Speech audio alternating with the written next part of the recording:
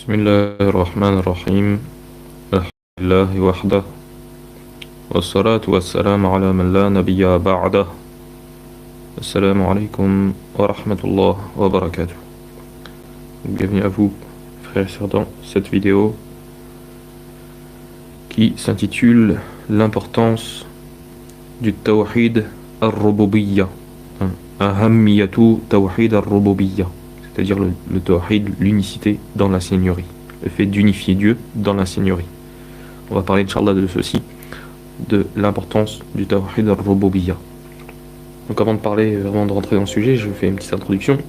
Pourquoi parler de Tawhid al-Rububiyya, yani Ahammiyatu Tawhid al-Rububiyya? Pourquoi parler de l'importance du Tawhid al-Rububiyya? Vous savez, pour ceux qui connaissent un petit peu, les savants ont fait une genre de division pour expliquer le Tawhid et ses formes, d'accord? Anwar Tawhid, d'accord? Et parmi ce que comporte le Tawhid, on appelle Tawhid al-Rububiyya, d'accord? C'est le fait d'unifier Dieu dans sa seigneurie, d'accord? On va voir, Inch'Allah, une petite définition de ce que c'est Tawhid al-Rububiyya, d'accord? Etc. Et on va voir son importance. Pourquoi je fais ceci? Bien que j'ai déjà fait ces choses-là par le passé, on va dire, mais c'est toujours bien, je le rappelle, Inch'Allah, pour moi comme pour tout le monde, Inch'Allah. Parce que on a tendance, on a déjà, je pense, entendu peut-être certains qui disaient non, Tawhid al-Rububiyya, c'est pas le plus important. Parce que les mouchriquines, ils reconnaissaient ce Tawhid-là. Alors oui et non, c'est ce qu'on va voir. Oui et non. D'accord? Et que justement, si certes, le Tawhid de l'Uluhiyya, c'est le plus important, le Tawhid de la divinité, le fait de tu unifies Dieu, tu adores Dieu, hein, dans tes actes, etc. Dans tout ce qu'Allah aime et agrée, comme parole, actes, etc.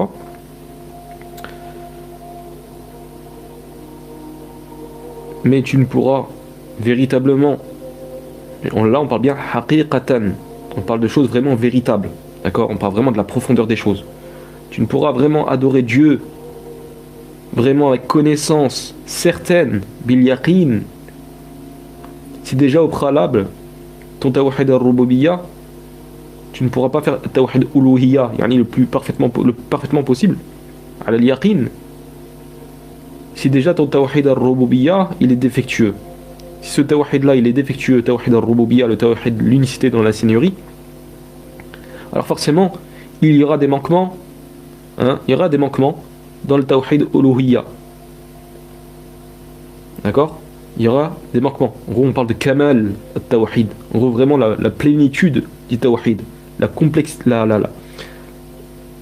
plénitude, d'accord, du Tawhid. Subhanallah. Et vous allez voir que dans le Coran, Allah Azza wa Jal, lui-même, avec ses prophètes, il leur a fait voir ce Tawhid al-Rububiyya, le Tawhid de la Seigneurie. Afin de quoi? Qu'ils aient la conviction, la certitude. Ainsi, quand tu sais avec certitude que c'est bien Allah qui possède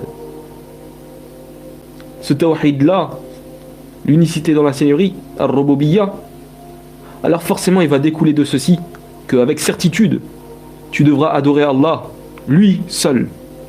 Tu le seras avec certitude, avec conviction, ilm, avec conviction, certitude, science. Tu seras tout ça. Donc forcément tu vas adorer Allah avec conviction, certitude, science.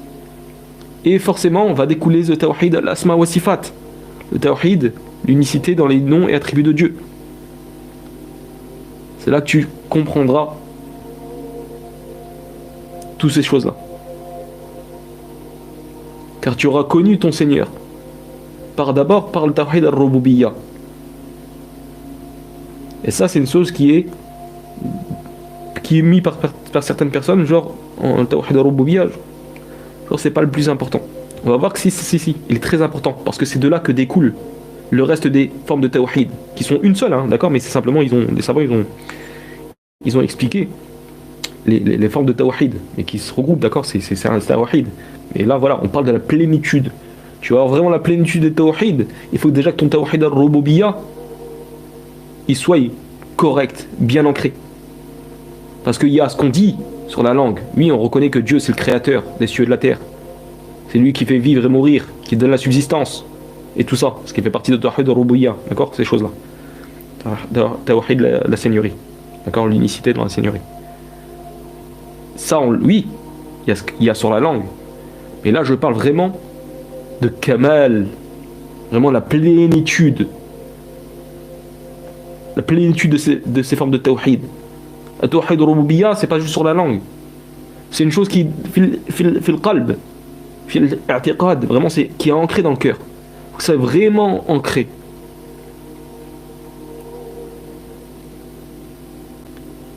Parce que si ton tawhid al-rububiyya, dès le départ, il est bancal, il manque, il n'est pas plein, vraiment complet, ce qu'on appelle kamal, al-tawhid, d'accord? La plénitude de tawhid, forcément il va découler des manquements. Il y aura des manquements dans le tawhid al-rububiyya, dans le tawhid uluhiyya, tawhid de l'unicité, ou la ibada, de l'adoration, et tawhid asma wa sifat. Il y aura des manquements. Là on parle, je rappelle, on parle de la plénitude, kamal al-tawhid. Donc bismillah.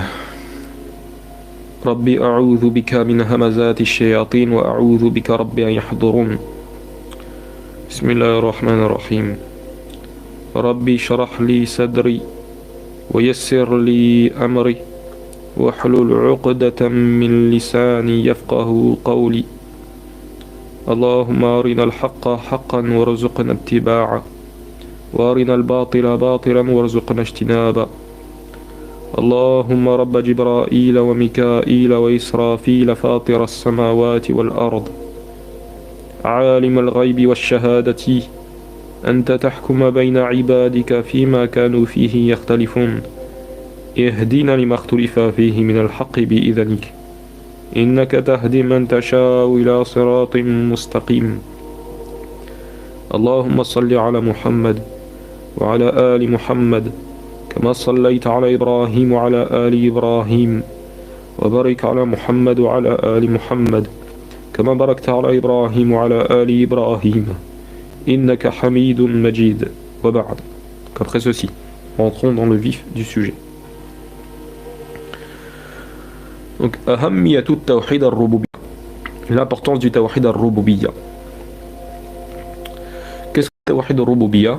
Ma التوحيد الربوبية فالتوحيد الربوبية هو إفراد الله تعالى بالخلق والرزق والإحياء والإماتة وسائر أنواع التصريف وتدبير الملكوت السماوات والأرض وإفراده تعالى بالحكم والتشريع بإرسال الرسل وإنزال الكتب قال الله تعالى ألا له الخلق والأمر تبارك الله رب العالمين في سورة الأعراف. Traduction en gros, le tawhid al-rububiyya, ce qu'on traduit par le tawhid, l'unicité de la seigneurie, c'est le fait d'unifier, c'est l'unicité d'Allah hein, dans la création, le fait d'unifier Dieu, hein, l'unicité c'est le fait d'unifier, ifradullah, c'est le fait plutôt d'unifier Dieu hein, dans la création. C'est le fait que tu l'adores, tu sais que c'est lui qui mérite hein, l'adoration dans ces choses-là, dans la création, c'est lui qui mérite, hein, c'est le créateur, ifradullah ta'ala bil khalq, d'accord? C'est l'unicité, c'est le fait d'unifier Dieu dans la création par rapport à la création. Tu sais que c'est lui qui est le créateur de toutes choses. Le pourvoyeur, j'ai oublié, excusez-moi, bil khalq, donc au rizq, c'est lui le pourvoyeur. Je vais une faute, j'ai oublié. C'est lui qui donne la vie, c'est lui qui donne la mort. Tu cherches que c'est lui qui donne la vie, la mort. Et toutes les formes, wasa iri anwa' et les autres formes hein, de gouvernance ou le fait d'établissement hein, et de gestion, wa tadbiri, concernant le royaume, hein, la gestion le royaume des cieux et de la terre. Wa ifradu ta'ala bil hukm, et c'est le fait aussi d'unifier Dieu. Et tawhid al-rububiyya, c'est le fait aussi d'unifier Dieu justement dans le jugement, d'accord, bil hukm, dans le jugement qu'il a descendu, de se référer à sa législation hein, et son jugement par son biais du Coran, hein, tout ça, etc. Et la wa tashri'i hein, et sa législation par le fait qu'il a envoyé des messagers, donc de se référer à leur message, donc le prophète sallallahu alayhi wa sallam, bi irsal ar-rusul, par le fait qu'il a envoyé des messagers, et inzal al-kutub, et qu'il a révélé, il a fait descendre des livres. Hein, la preuve de ceci, Allah Ta'ala dit Ala lahul khalq wal amr. C'est à lui qu'appartient la création, hein, wal amr, et le commandement.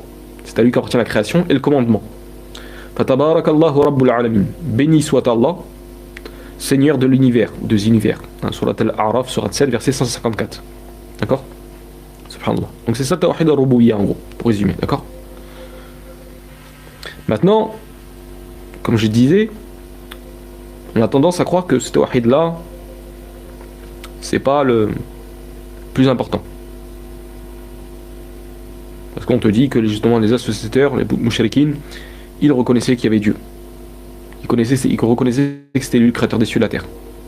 Le problème, encore une fois, c'est que si on lit mal le Coran, on lit, on va dire, entre guillemets, on lit pas avec profondeur. Ah oui, tu vas reprendre des versets où ils le disent. Ils le disent. Bah, en tout cas, plutôt, c'est Allah, il dit si tu leur demandais. Si tu leur demandais qui a créé les cieux et la terre, ils diraient Allah, etc. Et regardez, la preuve que ce tawhid al-rububiyya, ils l'ont pas vraiment. Mais vraiment, la plénitude kamel au tawhid al-rububiyya, ils l'avaient pas vraiment. Et nous, ça se posait, est-ce qu'on l'a vraiment aussi? C'est une question vraiment à se poser. D'accord? Parce que regardez, Allah il dit dans surat al-Ankabut, surat verset 21, surat 29, surat de l'araignée, verset 61. La in sa'altahum man khalaqa as-samawati wal arda wa sakhkhara ash-shamsa wal qamar la yaqulunna Allah fa anna yufakun. Si tu leur demandes ou si tu leur demandais qui a créé les cieux et la terre et assujetti le soleil et la lune, ils diront très certainement Allah. Comment se fait-il qu'ensuite ils se détournent du chemin droit? Petite parenthèse, le frère de la maison de l'islam, vous avez sur son site la maison de l'islam, il a fait il y a quelques années en arrière, il a fait je crois 1 ou 2 articles justement pour répondre un petit peu à ces choses là par rapport à Tawhid al-Rububiyya et pour montrer que non, en fait tous les associateurs de la Mecque etc ne croyaient pas en Tawhid al-Rububiyya, parce que dans le Coran Allah par exemple il dit en fait il n'y a que cette vie là, hein, nous vivons et nous mourrons, voilà, c'est que le temps qui nous fait c'est le temps qui nous fait périr, c'est tout. Al-Mouhim, d'accord? Ça ressemble un peu en gros à l'athéisme, d'accord? Al-Mouhim. Donc voilà, je vous invite à regarder, à chercher sur la maison de l'islam. Au pire des cas, j'essaierai de remettre ça dans la description de la vidéo, Inch'Allah, si je retrouve les articles. Comme ça, vous pourrez les vérifier. Donc vous regarderez en dessous de la vidéo quand j'aurai fini, Inch'Allah, si j'arrive à retrouver les articles. Comme ça sera facilité pour vous retrouver. Je n'aurai pas besoin de chercher, Inch'Allah. Al-Mouhim. Donc regardez, Allah il dit ça. Voilà in. Donc c'est dans le sens, c'est si tu les interrogeais. Hein. Donc Allah il répond, il dit au prophète, si tu les interrogeais. D'accord? Si tu leur demandes, yani, si tu leur demandais, qui a créé les cieux et la terre et assujetti le soleil et la lune, ils diront très certainement Allah. Et Allah leur dit, Fa'anna yufakun. Comment se fait-il qu'ensuite ils se détournent du chemin droit? Ils savent cela. Pourtant ils donnent des associés à Dieu en fait. C'est ça ce que Dieu veut dire. Ils savent, en tout cas certains d'entre eux, savent que c'est Allah le créateur des cieux et de la terre. D'accord? Mais comment se fait-il qu'ils se détournent? Si vraiment ils savent que c'est le créateur des cieux et de la terre, qu'ils se détournent en adorant autre qu'Allah, c'est parce qu'ils n'ont pas réalisé le Tawhid al-Rububiyya kamilan. Ils n'ont pas réalisé pleinement le Tawhid al-Rububiyya. Et après, au verset 65, Allah dit un peu plus loin, donc 4 versets après, sur la Al-Ankabut, فَإِذَا رَكِبُوا فِي الْفُلْكِ دعوا الله مخلصين له الدين فلما نجاهم إلى البر إذا هم يشركون. Et quand ils montent en bateau, c'est même certains de ces associateurs, certains de ces polythéistes de la Mecque, hein, la péninsule arabique, quand ils montent en bateau, il y a que les vagues, ils se déchaînent, la mer se déchaîne. Qu'est-ce qu'ils se font? Là, ils ont peur. Ils invoquent Allah en le vouant, ils invoquent Allah lui vouant exclusivement leur culte. Là, ils invoquent uniquement Allah, pas de divinité. Je crois que c'était le compagnon, je crois que c'est Ikrima, quand le prophète est venu à la Mecque, quand il a fait Fath al-Mekka, la conquête de la Mecque, Ikrima il s'est échappé. Il a pris la mer, et subhanallah, au moment où il y a eu une tempête en mer. Et là, les gens, ils n'ont pas invoqué leur divinité. Ils ont invoqué Dieu. Et là, Ikrima, en gros, je le dis dans le sens marnin, le texte, ils disent par Allah, en gros, ils peuvent rien nous faire ces statues ici. Donc comment, en gros, je pourrais adorer ça? Comment ils pourraient me sauver s'ils me sauvent pas ici? Comment je pourrais les adorer sur la terre? Et là, il est revenu, et après, une fois la caméra s'est calmée, donc il a invoqué Allah, justement, comment dire, je crois, justement, il a invoqué Dieu, et la terre, l'eau s'est calmée, et puis après, il est retourné, il a demandé de retourner sur la terre, et il a rencontré le prophète, il a attesté, bref, il a fait shahadatayn, etc., donc il a fait entrer en islam, quoi, bref, oui. Mais là, Allah, il peut regarder. فإذا ركبوا في الفلك دعوا الله مخلصين له الدين فلما نجاهم إلى البر إذا هم يشركون. Quand ils montent en bateau, ils invoquent Allah. Quand la mer se déchaîne, les voilà qu'ils invoquent Allah, lui voient le culte exclusif que lui. Regardez ce qui se passe. Une fois qu'il les a sauvés, donc Allah a du danger, les dangers de la mer en les ramenant sur la terre ferme, voilà qu'il, cela, lui donne des associés à nouveau. Subhanallah. Donc, dans l'aisance, il donne des associés à Dieu, mais dans l'adversité, il n'invoque que Dieu, uniquement lui. À ce moment-là, ils ont la pleine certitude, ils ont le tawhid al-rububiyya pleinement. Mais quand ils reviennent à la terre ferme, quand ils sont en genre sécurité, on va dire, là, voilà, ils recommencent à associer à Dieu. Dans le tawhid al-rububiyya, etc. Le ibada plutôt, dans le tawhid de l'adoration. Subhanallah. Nous, il faut se poser la question. Parce que le Coran, il nous parle. C'est qui lit le Coran en général? C'est surtout les musulmans. Est-ce que nous, on est de ceux que quand tout va bien, Dieu, on a tendance à l'oublier? Ça ne veut pas dire qu'on lui fait du shirk, mais d'accord? Il faut bien comprendre. Quoique des fois, des shirks, ça va très subtil. C'est très subtil le shirk. Rappelez-vous la vidéo que j'avais faite il y a quelques semaines en arrière, voire quelques mois là, de Kalimat al-Ikhlas, la parole de sincérité, la parole de pureté, de Ibn Rajab al-Hanbali, les deux vidéos. Rappelez-vous ça, si vous vous souvenez plus, regardez. On parle de Kamal al-Tawhid là, d'accord? Donc est-ce que nous, on est de ceux qui, quand on est ceux en sécurité, on a tendance à oublier Dieu d'une certaine manière? On pense, en gros, on ne demande pas à Dieu avant d'aller voir... Non. Si on sait que c'est Razak, c'est Allah, est-ce qu'on est de ceux qui justement avons des manquements dans ce tawhid al-rububiyya en ne demandant pas à Dieu avant et ensuite faire les causes? Un exemple, d'accord? C'est un exemple.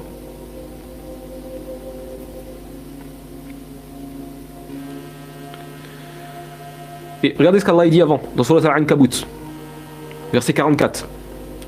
خلق السماوات والأرض خلق الله السماوات والأرض بالحق إن في ذلك لآية للمؤمنين. C'est pour une juste raison qu'Allah a créé les cieux et la terre. Moi je traduirai autrement. Allah est le créateur des cieux et de la terre. Allah a créé les cieux et la terre بالحق, avec vérité. Par vérité, même par juste raison bien sûr. Et Allah il dit Inna fi dhalika, il y a dans ceci, dans la création des cieux et de la terre, la ayatan. Et qui? Allah il dit qui? Liman? Lil mu'minin. Voilà bien, hein, il y a dans ceci une preuve pour les croyants. Il y a des arguments. Lil mu'minin, Allah il dit, pour les croyants, Allah il dit. Ceux qui ont la foi. Donc Allah il te rappelle, cependant, que ce tawhid al-rububiyya est important. Regardez ce qu'Allah juste après il dit au verset 45. Utlu ma uhiya ilayka min al-kitabi wa aqim as-salat inna as-salata tanha 'anil fahsha'i wal munkar wa la dhikrullahi akbar wallahu ya'lamu ma tasna'un. Méditez bien là. Regardez. Là, il y a Tawhid al-Rububiyya, verset 44, et ensuite Tawhid al-Uluhiyya, dans ce verset-là, sur verset 45. Allah dit au prophète, récite ce qui t'est révélé du livre, le Coran, et accomplis la salat. Hein? Utlu ma uhiya ilayka min al-kitab. Et récite ce qui t'a été révélé sur toi, de ce livre. Wa aqimis salat, et accomplis la prière. Établis la prière. Pourquoi? En vérité, inna as-salata tanha 'anil fahsha'i wal munkar. En vérité, la salat préserve de la turpitude et du blâmable. Wala dhikrullahi akbar. Wallahu ya'lamu ma tasna'un. Le rappel d'Allah est certes le plus grand, ce qu'il y a de plus grand, et Allah sait ce que vous faites. Regardez. Celui qui a la plénitude dans le tawhid ar-rububiyya, forcément, il va découler quoi, une plénitude, d'accord, dans le tawhid al-uluhiyya. Parce que Allah, regardez juste avant, verset 44, il dit, c'est pour une juste raison. La khalaqa Allahu as-samawati wal arda bil haqq. Inna fi dhalika la'ayatan lil mu'minin. C'est pour une juste raison. Pour en vérité, par vérité, avec vérité, que nous avons créé les cieux et la terre. Et voici dans ceci, inna fi dhalika, il y a dans ceci, dans ces signes-là des créations des cieux et la terre, des preuves, ayatan. La ayatan lil mu'minin, pour les croyants. Tawhid al-rububiyya. Et Allah il dit quoi? Ensuite, récite ce qui t'est révélé du livre d'Allah, du livre, du Coran, et accomplis la salat. Pourquoi accomplir la salat? Pourquoi réciter du livre d'Allah Azza Jal? Pourquoi faire la salat? Car quand auparavant tu auras médité sur la création des cieux et de la terre, avec tes yeux, avec ton cœur, avec ton cerveau, il y aura des signes qui vont te remplir ton cœur de conviction. La ayatan lil mu'minin. Et lorsque tu seras convaincu, là tu auras la plénitude, tu auras la certitude que c'est vraiment Allah, khaliqul kawn, tadbirul umur, voilà ila akhiri. Que tu seras avec certitude que Allah c'est lui le créateur des cieux et de la terre. C'est lui qui gère tout ceci. Car tu auras vu les preuves. Alors tu vas lire le livre d'Allah Azza Jal, qui va te renforcer encore. Ça va te renforcer. Là ça va te renforcer quoi? Tawhid al-rububiyya aussi, mais tawhid al-uluhiyya. Car tu vas savoir que c'est lui qui mérite l'adoration. Car tu vas savoir à ce moment-là que c'est lui qui mérite l'adoration. Tawhid al-uluhiyya. Donc qu'est-ce que tu vas faire? Tu vas unifier Dieu dans son adoration, en adorant lui seul. Tu vas faire quoi? Wa aqimis salat. Tu vas accomplir la prière. Et quand tu feras ceci, car tu auras la conviction qu'Allah c'est vraiment lui qui est le créateur des cieux et de la terre, qui les gère tout, etc., qui est le pourvoyeur de toutes choses, tu l'auras su avec certitude. Donc là vraiment tu auras le kamal à tawhid al-rububiyya, tu auras la plénitude dans tawhid al-rububiyya. Tu liras son livre avec conviction. Et tu vas faire ce qu'Allah te demande dans le fait de l'unifier lui, dans la ibada, dans l'uluhiyya. Tu vas l'adorer que lui, en accomplissant par exemple mathalan as-salat. Et quand tu feras ça avec conviction de tawhid al-uluhiyya, tu auras kamal al-tawhid al-uluhiyya, la plénitude dans le tawhid al-uluhiyya. Et bien ceci, quand tu auras vraiment la plénitude dans ces choses-là, dans ces deux formes de tawhid, forcément le tawhid al-uluhiyya, lui qui sera complet, tu vas t'éloigner. Parce que la salat, Allah dit inna salata tanha 'anil fahsha wal munkar. Car en vérité, la salat préserve de la turpitude et du blâmable. Donc ça veut dire que si la prière, et ça c'est les salaf, al-Hassan al-Basri, je crois que c'est lui qui dit ça, et d'autres, il dit que celui que sa salat ne préserve pas, il ne fait que s'éloigner, qui ne préserve pas du mal et des turpitudes et blâmables, et en fait il ne fait que s'éloigner d'Allah. Pourquoi il a dit ça? Parce qu'en fait il n'a pas une conviction certaine que c'est vraiment Allah qui mérite l'adoration. Vous allez voir avec des paroles des salaf, etc. tout à l'heure, dans verset Surat 3 par rapport à verset 190, tout ça. D'accord? Rappelez-vous, on parle de tawhid, la complétude. D'accord? Vraiment le kamal, la tawhid. D'accord? Et c'est là que ça découle à la base, c'est là. C'est tawhid al-rububiyya. Si ton tawhid al-rububiyya il est défectueux, forcément il sera la base, si elle est défectueuse, forcément le reste sera défectueux. Il va te manquer, tu auras des manquements. Tu n'auras pas de kamal tawhid. Tu auras des manquements dans tawhid al-rububiyya et forcément tawhid al-uluhiyya, asma wa sifat, d'accord? Parce que si tu veux que ça t'éloigne, la salat elle t'éloigne vraiment des choses turpitudes et blâmables, faut que tu saches avec conviction que c'est Allah qui est le créateur des cieux et de la terre, avec conviction. C'est lui qui gère toutes ces choses-là, c'est lui qui donne la vie, qui donne la mort, qui pourvoit, etc. Qui pourvoit. Ar-Razzaq, Dhul Quwwatil Matin. Subhanallah. Et Allah dit Wala dhikrullahi akbar. Et le rappel d'Allah est certes ce qu'il y a de plus grand. Subhanallah, dhikrullah. yuwahhidullah, qui ne pourra vraiment comprendre ces choses-là, on ne pourra vraiment comprendre ces choses-là si déjà si seulement notre tawhid al-rububiyya il est bien ancré. Wallahu ya'lamu ma tasna'un. Et Allah sait ce que vous faites. Donc quand ces mouchriquins qui se retrouvaient dans le bateau en mer, quand la mer était agitée, là ils délaissaient leur divinité, leur fausse divinité, ils adoraient Allah uniquement. Là, la conviction certaine, sûre. Aucun doute. D'accord? Pourtant, lorsqu'ils reviennent, hein? فَلَمَّا نَجَاهُمْ إِلَى الْبَرِّ إِذَا هُمْ يُشْرِكُونَ. Tawhid al-rububiyya, Kamal Tawhid al-rububiyya, il l'avait pas. En tout cas, pour certains d'entre eux, il l'avait pas du tout. Même si Tawhid al-rububiyya, bref, oui. Pourtant, quand on les interroge, Allah le dit. Si tu les interrogeais plutôt, hein, c'est parce que c'est si tu les interrogeais, si tu leur demandais, qui a créé les cieux et la terre, il te dirait, et assujetti le soleil et la lune, mais il dirait très certainement Allah. Et Allah il leur dit, comment se fait-il dans ce cas-là que vous vous détournez du droit chemin? En adorant votre statut là. Si vous savez que c'est vraiment lui, c'est bien qu'il leur manque Tawhid, Kamal Tawhid al-Rububiyya. Donc c'est à nous de nous poser la question aussi à nous. Est-ce que nous aussi, on a ce manquement dans le Tawhid al-Rububiyya? Le Kamal Tawhid al-Rububiyya. Comme j'ai dit, un exemple. Quand tu veux un travail, est-ce que avant, par exemple, tu te fais une boîte d'intérim ou je sais pas, peu importe, t'as demandé à Allah? Rappelez-vous qu'il y a des sahaba, ils demandaient du sel à Allah. Le sel, juste pour le sel, ils demandaient à Allah. Et là, c'est des chaussures, ils demandaient à Allah.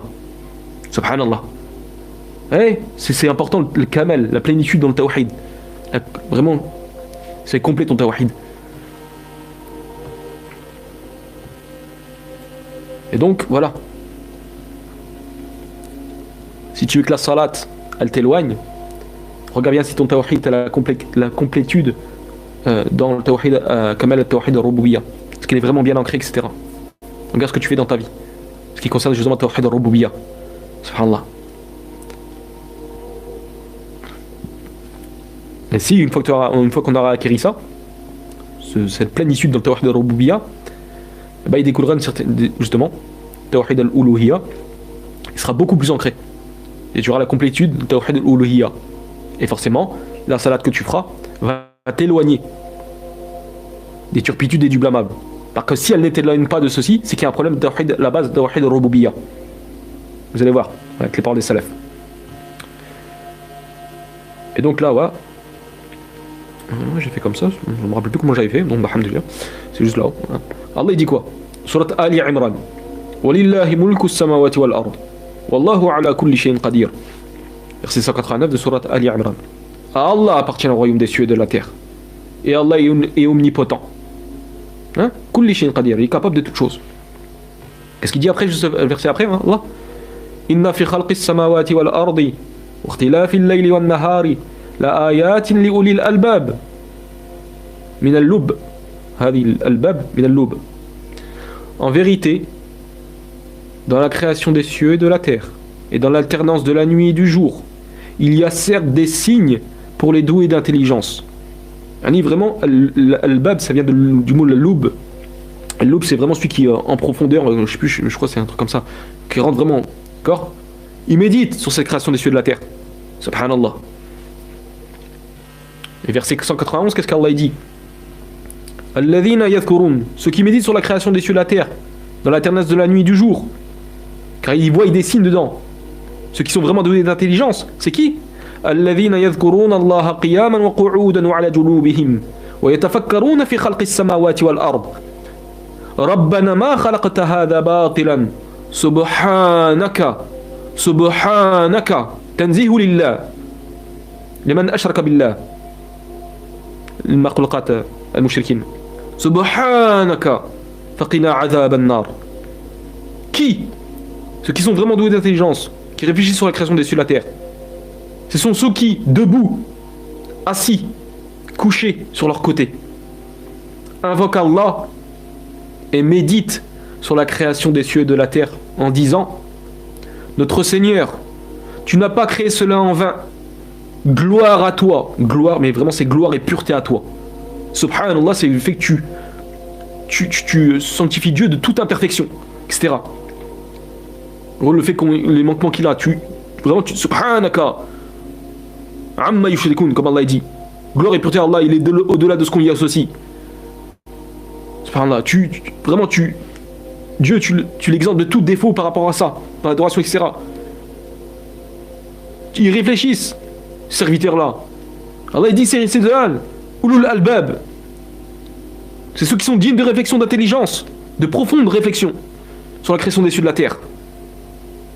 Qui debout, assis ou couchés sur leur côté, ils invoquent Allah et méditent sur la création des cieux de la terre en disant: notre Seigneur, Rabbana, tu n'as pas créé cela en vain.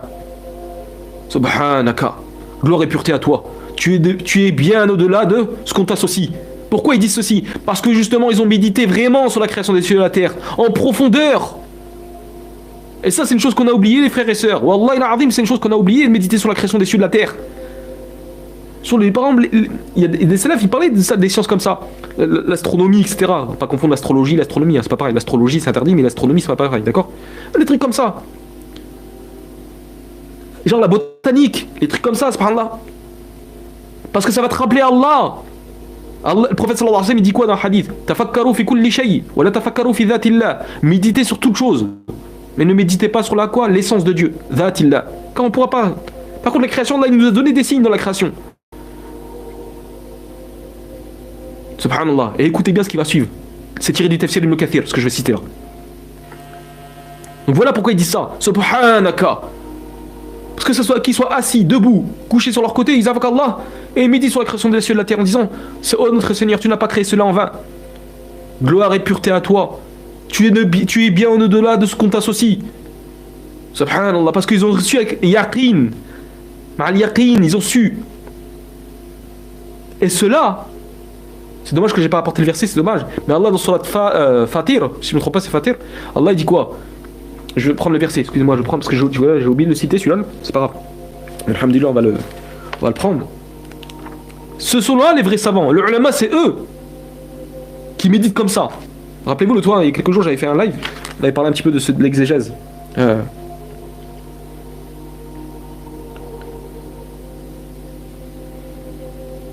Alors.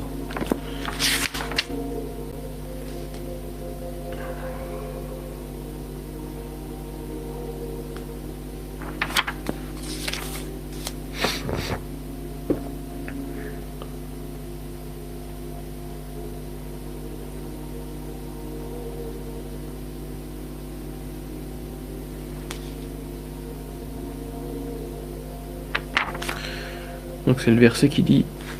Oh non, je n'étais pas dans la bonne sourate déjà.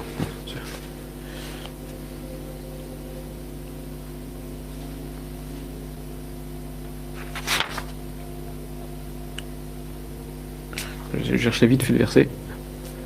C'est Innama yakhshallah min ibadil ulama. Ça, il faut le méditer ce verset là, écoutez bien. Hop.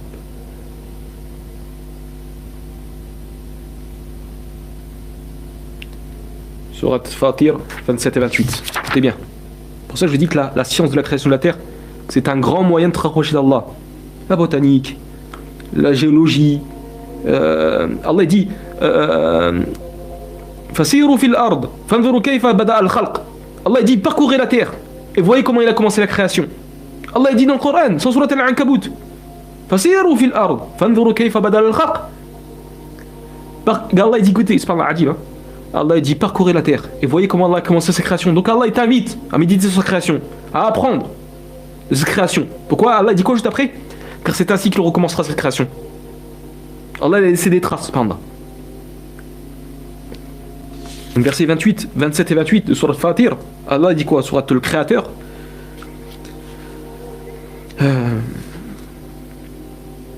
Allah dit quoi?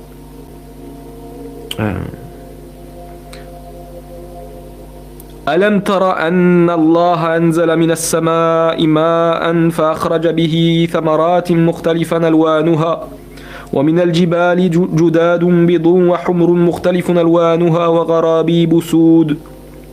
Traduction, verset 27 de Surat Fatir, Surat 35, le Créateur. N'as-tu pas vu que du ciel Allah fait descendre de l'eau? Et ça on a ce qu'on appelle aujourd'hui, c'est une science là, l'étude des nuages, de l'eau, etc. Je sais pas comment ça s'appelle, bref. Il y a des choses scientifiques sur ça.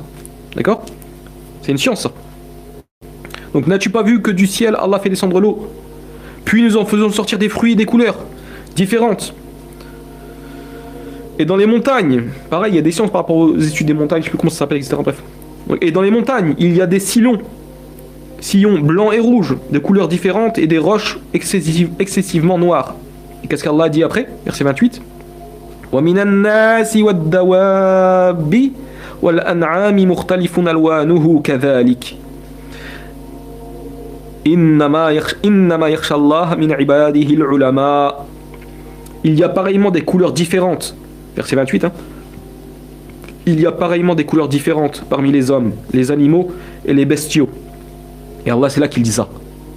Parmi ses serviteurs, seuls les savants, c'est-à-dire qui seuls craignent véritablement Allah, seuls les savants craignent Allah, c'est-à-dire véritablement, ceux qui les craignent vraiment Allah, c'est ceux-là, les savants, ceux qui savent. Allah est certes puissant et pardonneur. Innama yakhsha Allah min ibadihi al-ulama, inna Allah azizul ghafour. Regardez où Allah il a placé ce verset-là dans Surat Fatir. Il a parlé de sa création des cieux et de la terre. Allah il a parlé de la création des cieux et de la terre. Il a dit que c'est les savants qui le craignent, ses serviteurs qui le craignent, c'est le ulama. Et le ulama, la science, ceux qui ont la science, c'est pas simplement la science du hadith, etc. Non. La botanique, la géologie, pas confondre avec la généalogie. Donc la science de la botanique, la géologie, la science des cycles, des nuages, etc. Tout ça, par rapport à les montagnes, etc. Il y a des choses, des géologies, tout ça, bref, tout ça, etc. Tout ça, ça fait partie de la science. Allah, il a dit que ceux qui le craignent vraiment, c'est le ulama. Il y a des gens, c'est des astrophysiciens parmi les musulmans. Vous croyez que quand ils voient les versets d'Allah Azza wa Jal, qui parlent de la création, et qu'ils voient ce qu'ils découvrent, vous croyez qu'ils sont pas étonnés, il y en a, subhanallah. C'est là qu'il dit subhanaka, faqina adhab an-nar. Gloire et pureté à toi, tu es bien au-delà de ce qu'on t'associe. Car ils ont vu la vérité. Ilm al-yaqin, la science de la certitude, ils ont vu. Ils ont constaté. Ils ont coupé. Ayn al-yaqin, avec l'heure de la certitude, ils ont vu les choses. Subhanallah. C'est pour ça qu'il dit subhanaka, ceux qui méditent sur la création des cieux et de la terre. C'est eux, Rabbaniyun. Les vrais savants, c'est ceux-là, des gens comme ça, qui méditent sur la création des cieux et de la terre.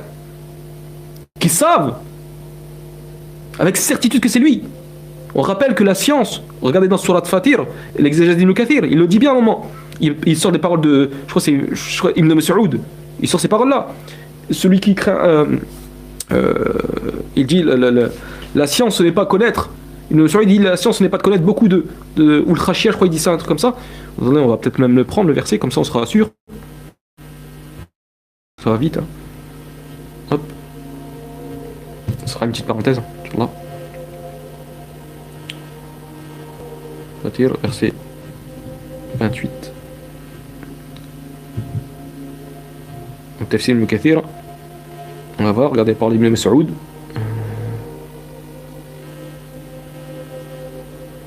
Où la parole d'Ibn Mas'ud.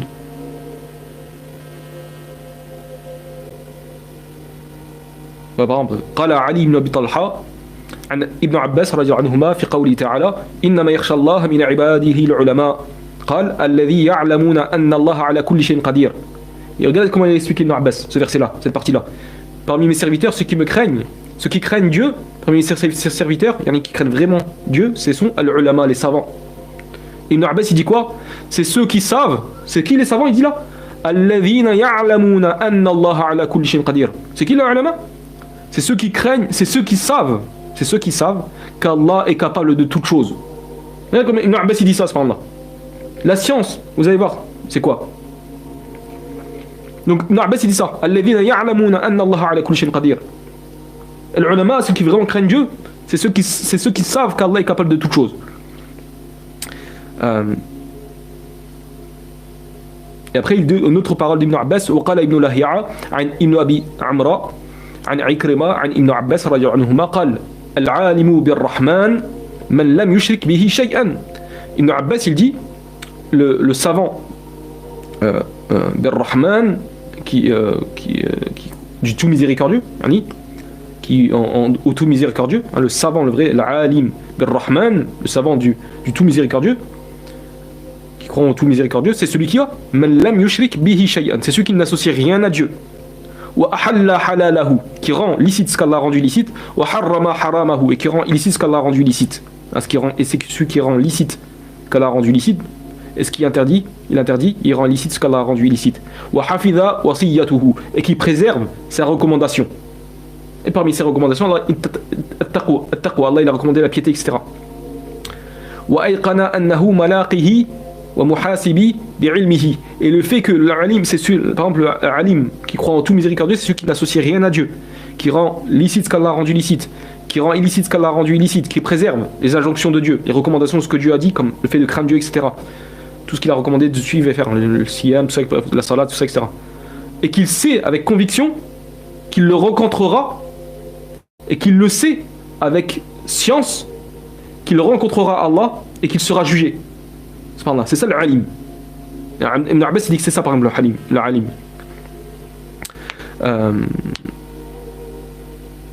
Et par exemple, وقال سعيد بن جبير, il dit quoi? الخشية هي التي تحول بينك وبين معصية الله عز وجل.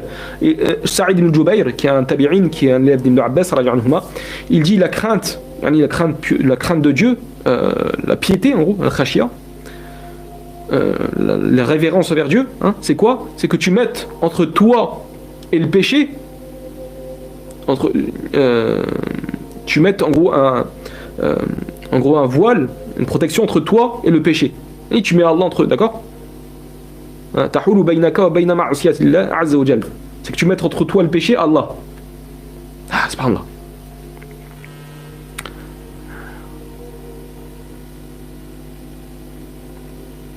Donc après, attendez, parce que je vais chercher l'exégèse là pour être. Parce que je ne peux pas penser à faire ça, mais c'est pas grave.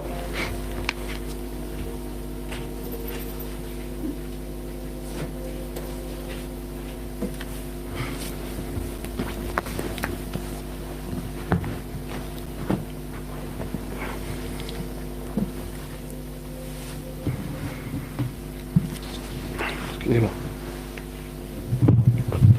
Donc.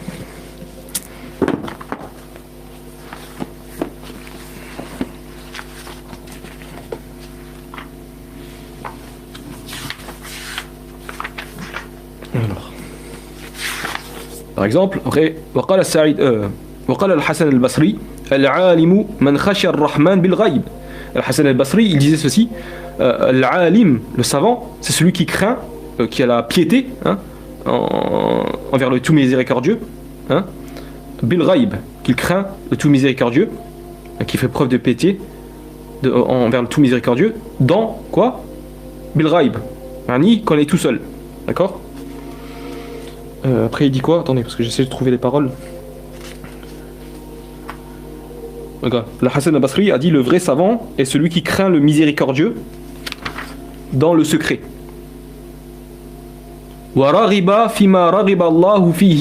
Et qui aspire à ce qu'Allah aspire. D'accord, il veut suivre ce qu'Allah aime, etc. Et qui se détourne de ce qui courose Allah. C'est lui le vrai savant. Pour ça, Hassan al-Basri dit que c'est lui. Al-Alim, le vrai savant, c'est qui? Le véritable savant, c'est celui qui craint Allah, d'accord, en secret.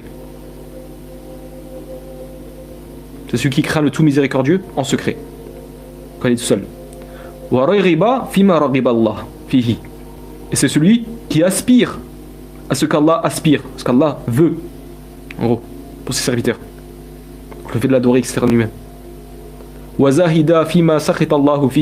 Et qui s'éloigne, qui se détourne de ce qui courose Allah. ثم تلا الحسن إنما يخشى الله من عباده العلماء إن الله عزيز غفور. Et c'est là et le Hassan al-Basri a cité le verset 1. Parmi ses serviteurs, seuls les savants craignent Allah. وعن ابن مسعود رضي الله عنه أنه قال ليس العلم عن كثرة الحديث ولكن العلم عن كثرة الخشية. Ibn Mas'ud disait ceci: ne fait pas partie de la science. En gros, c'est pas ça la science, ce n'est pas le fait de connaître beaucoup de hadiths, beaucoup de récits. Walakin al-ilm, cependant la science, c'est quoi? An kathrati khashya, c'est le fait de quoi? La multiplication de la crainte. D'accord? La crainte, c'est ça. La science ne signifie pas fait connaître beaucoup de récits. D'accord? Beaucoup de récits. Mais signifie beaucoup de crainte. La multiplication de la crainte d'Allah. C'est ça l'ilm, le véritable ilm. Le vrai savant, c'est lui. Subhanallah. وقال أحمد بن صالح المصري عن ابن وهب عن مالك قال إن العلم ليس بكثرة الرواية وإنما العلم نور يجعله الله في القلب. Donc l'imam Malik, il disait ceci. Donc ça en français ils l'ont pas traduit, mais moi alhamdoulilah, je connais la parole, grâce à Dieu on la connaît, alhamdoulilah. Donc Ahmad ibn Salih al-Misri, il rapporte que Ibn Wahb rapporte ceci de l'imam Malik, dans laquelle il dit ceci, qui est une parole à peu près similaire à ce qu'a dit Ibn Saoud. Inna al-ilm laysa bi kathrati riwaya. Il dit la science ce n'est pas connaître le fait de connaître beaucoup de chaînes de transmission, en gros beaucoup de textes quoi. Mais cependant la science, c'est une lumière qu'Allah place dans le cœur. Qu'Allah place dans le cœur. C'est ça l'ilm.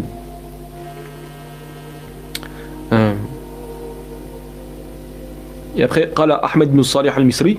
Et donc Ahmed ibn Salih al-Misri, il explique cette parole-là de l'imam Malik. Ma'nahu, il dit le sens de la parole de l'imam Malik, c'est أن الخشية لا تدرك بكثرة الرواية. C'est la crainte de Dieu, la révérence de Dieu, d'accord, le fait de la piété envers Dieu. Ce n'est pas de fait la multiplication, n'est pas en gros accroché, ne tourne pas autour du fait de connaître beaucoup de récits, quoi, d'accord. وأما العلم الذي فرض الله عز وجل أن يتبع فإنما هو الكتاب والسنة. Quant à la vraie science, il dit qu'Allah a rendu obligatoire, quant à la science qu'Allah a rendue obligatoire, alors c'est celle-ci. C'est le fait que tu suives. C'est quoi? C'est le fait que tu suives. C'est le fait que tu suives le Coran et la tradition prophétique, la sunna du prophète sallallahu alayhi wa sallam. Ça, c'est ça la véritable science. وَمَا جَاءَ عَنِ الصَّحَابَةِ, et de ce qui est venu des compagnons, radiyallahu anhum, وَمَنْ بَعْدَهُمْ, et ceux qui sont venus après eux, les tabi'in quoi. Min a'immatil muslimin, parmi les têtes des musulmans, c'est-à-dire ceux qui sont à la tête de la communauté musulmane, parmi les grands imams, l'imam Malik, Shafi'i, Ahmad, Abu Hanifa, Al-Thawri, Ibn al-Mubarak, etc. etc. فَهَذَا لَا يُدْرَكُ إِلَّا بِالرِّوَايَةِ وَيَكُنْ تَأْوِيلُ قَوْلُهُ. Par contre, il dit bien que ceci, le fait d'apprendre la science comme ça, du kitab la sunna, des grands imams, ne peut s'apprendre forcément que par les chaînes de transmission. Et donc là, wayakun ta'wil, donc il se peut que le ta'wil de la parole de l'imam Malik, nourun, la lumière, il explique la lumière, que l'imam Malik quand il dit nourun, yaj'alahu Allah fi qalbi, il dit la lumière qu'Allah place dans la science, c'est une lumière qu'Allah place dans ton cœur. Là, il explique que cette lumière-là, il dit que yuridu bihi fahm al-ilm wa ma'rifata ma'anihi. Il dit que le but voulu, c'est la compréhension de la science, la compréhension de ce que tu étudies, wa ma'rifata ma'anihi, et que tu comprennes, d'accord, la compréhension de la science et la connaissance, wa ma'rifata ma'anihi, la connaissance des sens de ce que tu dis.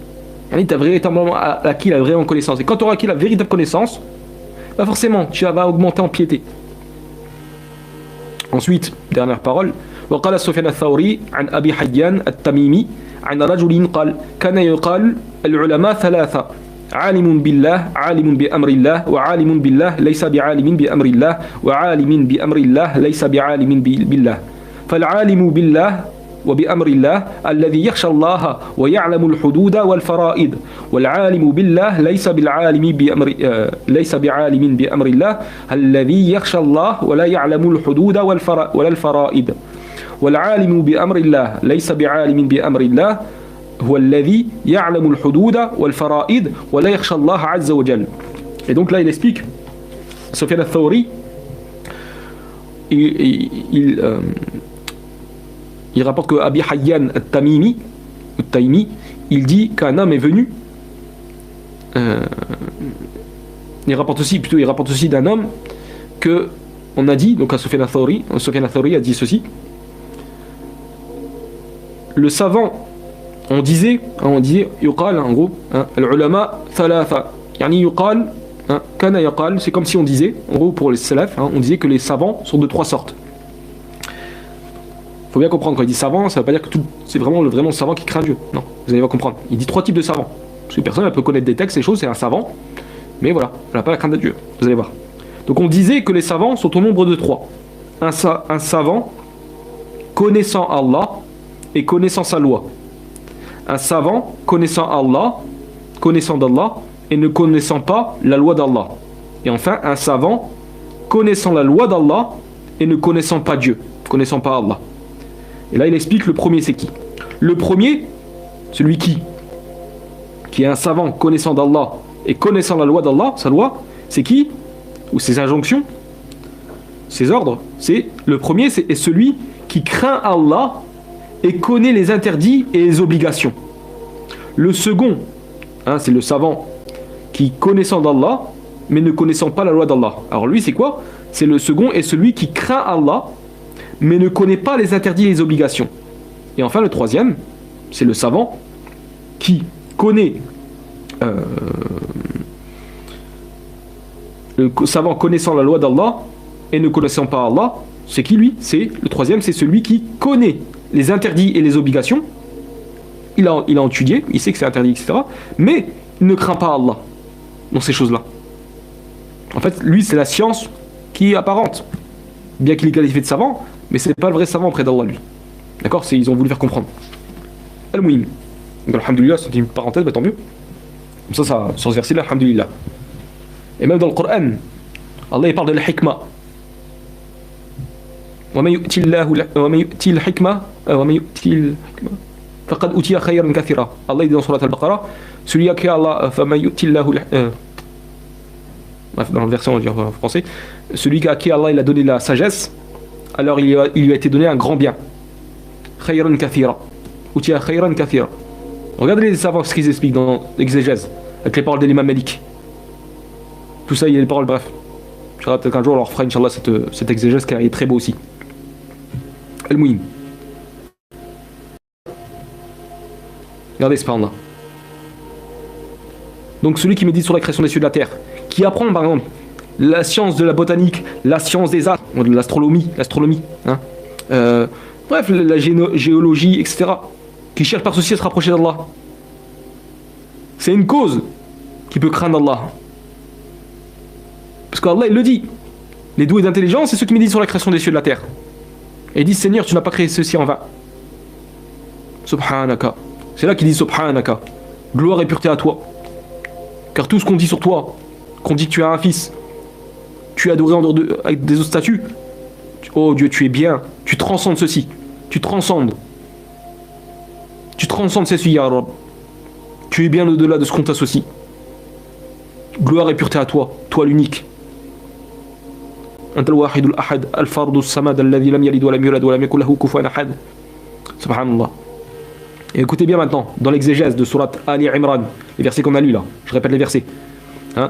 وَلِلَّهِ مُلْكُ السَّمَاوَاتِ وَالْأَرْضِ وَاللَّهُ عَلَى كُلِّ شَيْءٍ قَدِيرٌ. À Allah appartient le royaume des cieux et de la terre, et Allah est omnipotent, toute chose est capable. إِنَّ فِي خَلْقِ السَّمَاوَاتِ وَالْأَرْضِ وَاخْتِلَافِ اللَّيْلِ وَالنَّهَارِ لَآيَاتٍ لِأُولِي الْأَلْبَابِ. En vérité, dans la création des cieux et de la terre et dans l'alternance de la nuit et du jour, il y a certes des signes pour les doués d'intelligence, qui l'ont profond, qui vont dans la profondeur des choses, qui réfléchissent à ceci. Et là aujourd'hui, voilà, comment tu peux, avec les études scientifiques par rapport à ça. الذين يذكرون الله قياما وقعودا وعلى جنوبهم ويتفكرون في خلق السماوات والأرض ربنا ما خلقت هذا باطلا سبحانك فقنا عذاب النار. Qui, debout, assis, couchés sur leur côté, les doués d'intelligence, ils font ça. Qui, debout, assis, couchés sur leur côté, invoquent Allah. يذكرون الله. يذكرون الله. Ils invoquent Allah. Ils mentionnent Dieu. يذكرون الله. Il marque invoque. Peut-être que c'est peut-être la meilleure traduction, mais peut-être que c'est il mentionne Dieu. Et médite sur la création des cieux et de la terre. الذين يذكرون الله قياما وقعودا وعلى جنوبهم ويتفكرون في خلق السماوات والأرض ربنا ما خلقت هذا باطلا سبحانك فقنا عذاب النار. Qui debout, assis, couchés sur leur côté, invoque Allah et médite, invoque ou mentionne Dieu, évoque Dieu, et médite sur la création des cieux et de la terre en disant Notre Seigneur, tu n'as pas créé cela en vain. Gloire et pureté à toi, car tu es bien au-delà de ce qu'on t'associe. Toi qui es unique, parfait. Toi qu'on implore pour nos besoins. Toi qui se passe de toutes choses.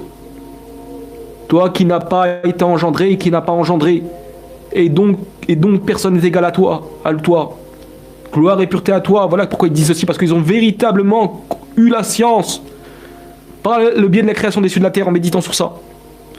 Et c'est là qu'ils disent garde-nous du châtiment du feu, car vu qu'ils savent que le propriétaire du Jahannam c'est qui? C'est Allah, et l'enfer c'est quoi? C'est partie de la création, donc tawhid al-rububiyya.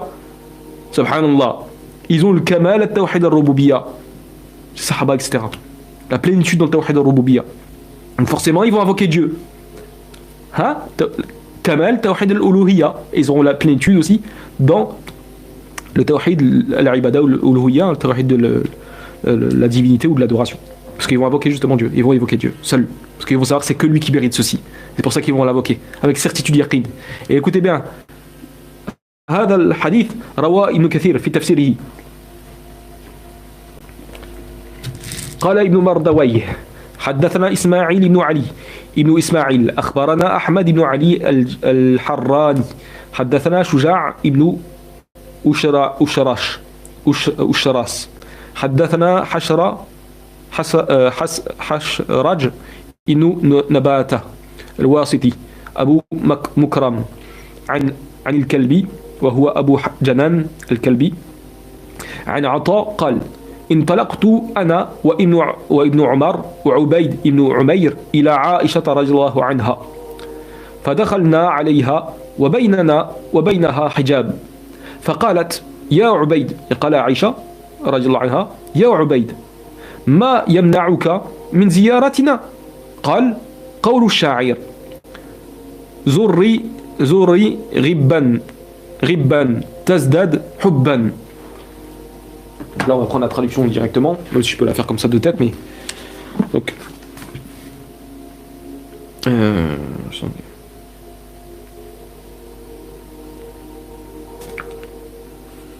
laissez-moi chercher le texte là, parce qu'il y en a plusieurs de Ibn Mardawayh dans ce texte là. Voilà, donc Ata il rapporte: je suis allé en compagnie, donc un jour en compagnie de Ibn Omar et de Ubayd ibn Umayr chez Aïcha radhiyallahu anha. Nous sommes entrés chez elle, donc chez Aïcha, et nous avons discuté avec elle derrière un voile. D'accord, il y avait un voile entre eux.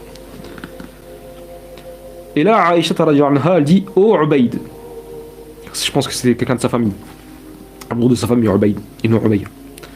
Elle lui dit, Aïcha dit: oh Ubayd, qu'est-ce qui t'empêche de nous rendre visite? Il y en a plus souvent. Et là, Ubayd lui répondit: c'est cette parole du poète, lui répondit-elle. Il répondit-il: espace tes visites et on t'aimera davantage.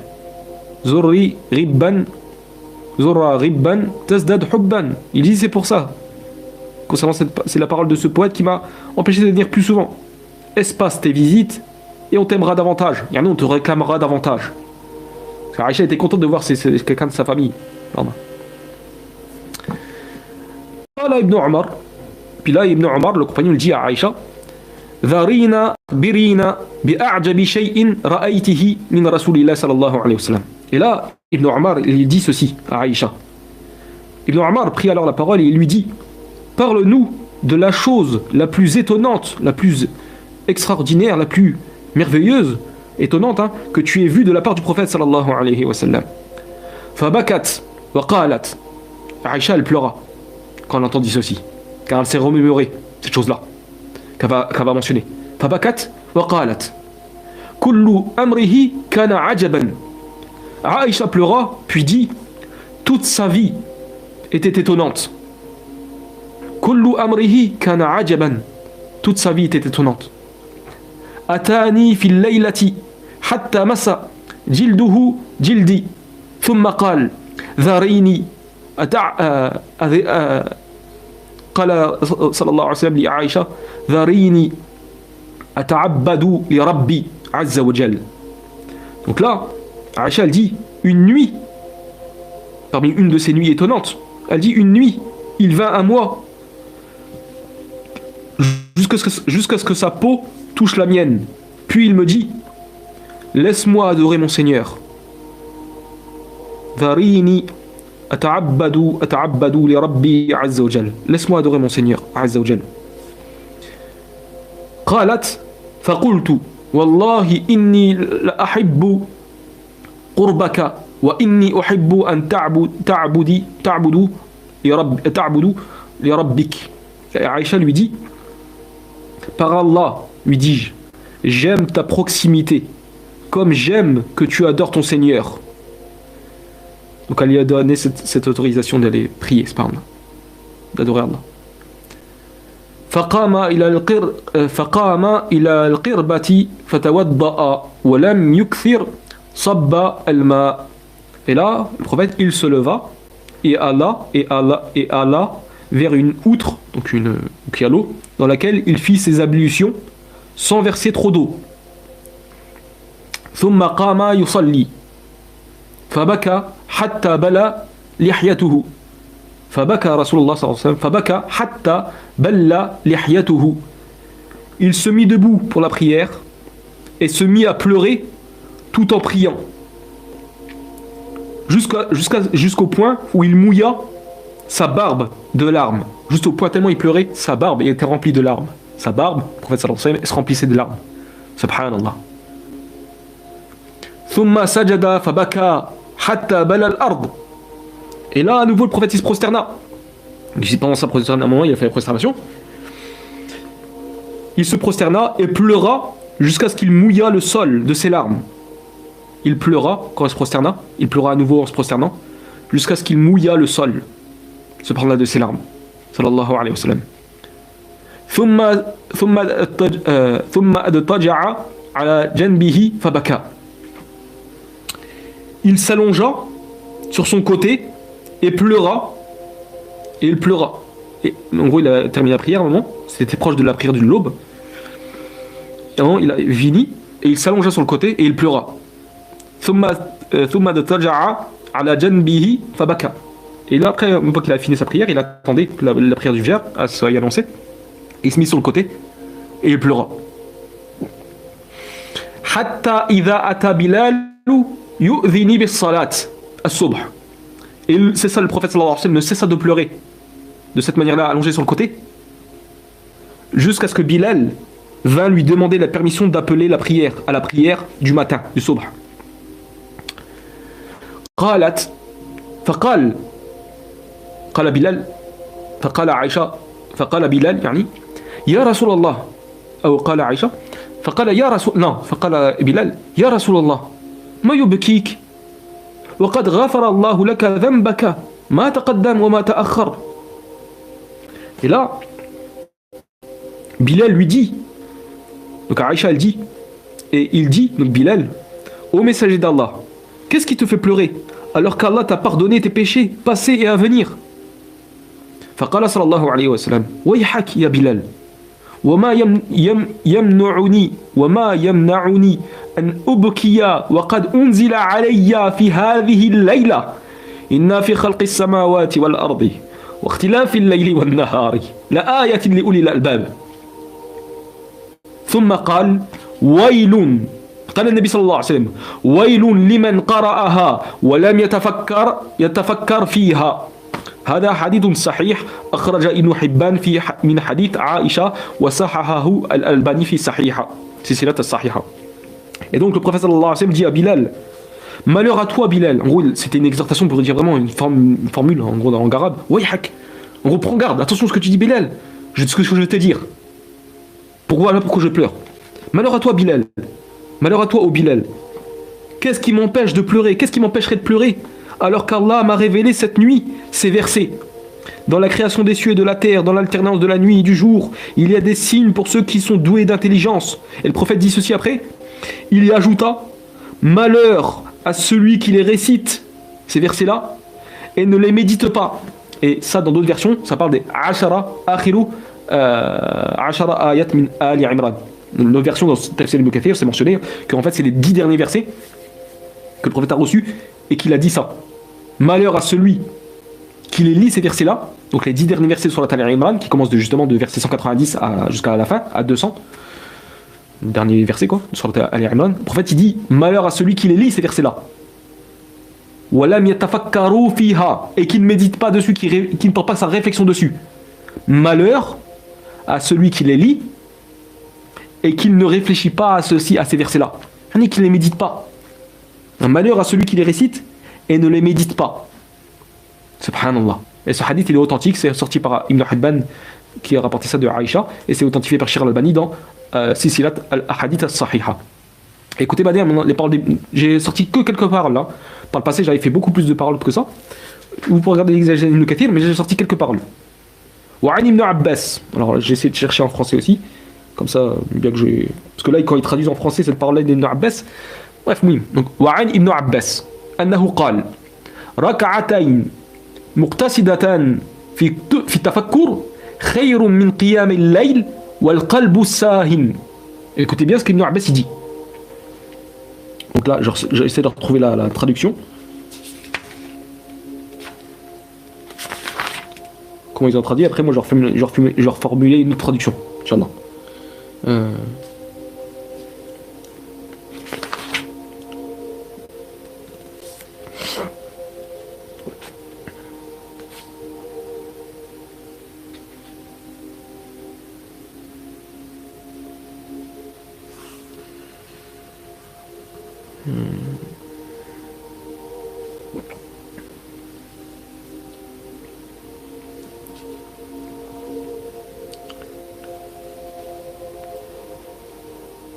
Voilà. Ibn Abbas, donc là, comment ils ont traduit dans l'édition universelle, hein, ils ont traduit comme ça. Ibn Abbas disait pour sa part deux génuflexions, donc deux prières, hein, écourtées, consacrées à la méditation. Non, ils ont bien traduit. Je me suis moi qui j'avais mal compris. Donc deux unités de prière, hein, deux génuflexions, donc deux unités de prière qui sont écourtées, mais qui sont consacrées à la méditation, que tu les fais.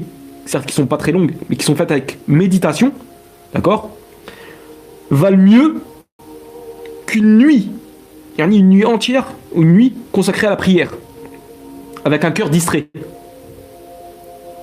وعن ابن عباس رضي الله عنهما عليه السلام أنه قال ركعة مقتصدة في التفكر خير من قيام ليلة والقلب ساهٍ.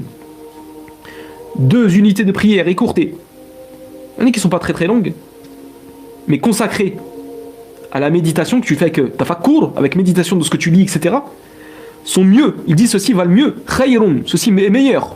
Pour lui, pour Ibn Abbas, il dit que c'est meilleur que de prier toute la nuit, de prier le qiyam al-layl, avec un cœur distrait. Ah, subhanallah. Regardez, subhanallah. Car une unité de prière comme ça que tu fais avec concentration, Wallah, ça vaut mieux que toutes les autres prières que tu fais avec sans concentration, des prières de nuit, par exemple. Regardez comment il réfléchit loin les sahaba. وقال ابن كثير وقال بعض الحكماء من نظر إلى الدنيا بغير العبرة انطمس من بصر قلبه بقدر تلك الغفلة. Et on rapporte de certains sages, بعض الحكماء, ou de certains sages, on dit qu'ils ont dit ceci. Celui qui regarde ce bas monde sans en tirer des enseignements, alors la clairvoyance de son cœur se dissipe en fonction de son insouciance.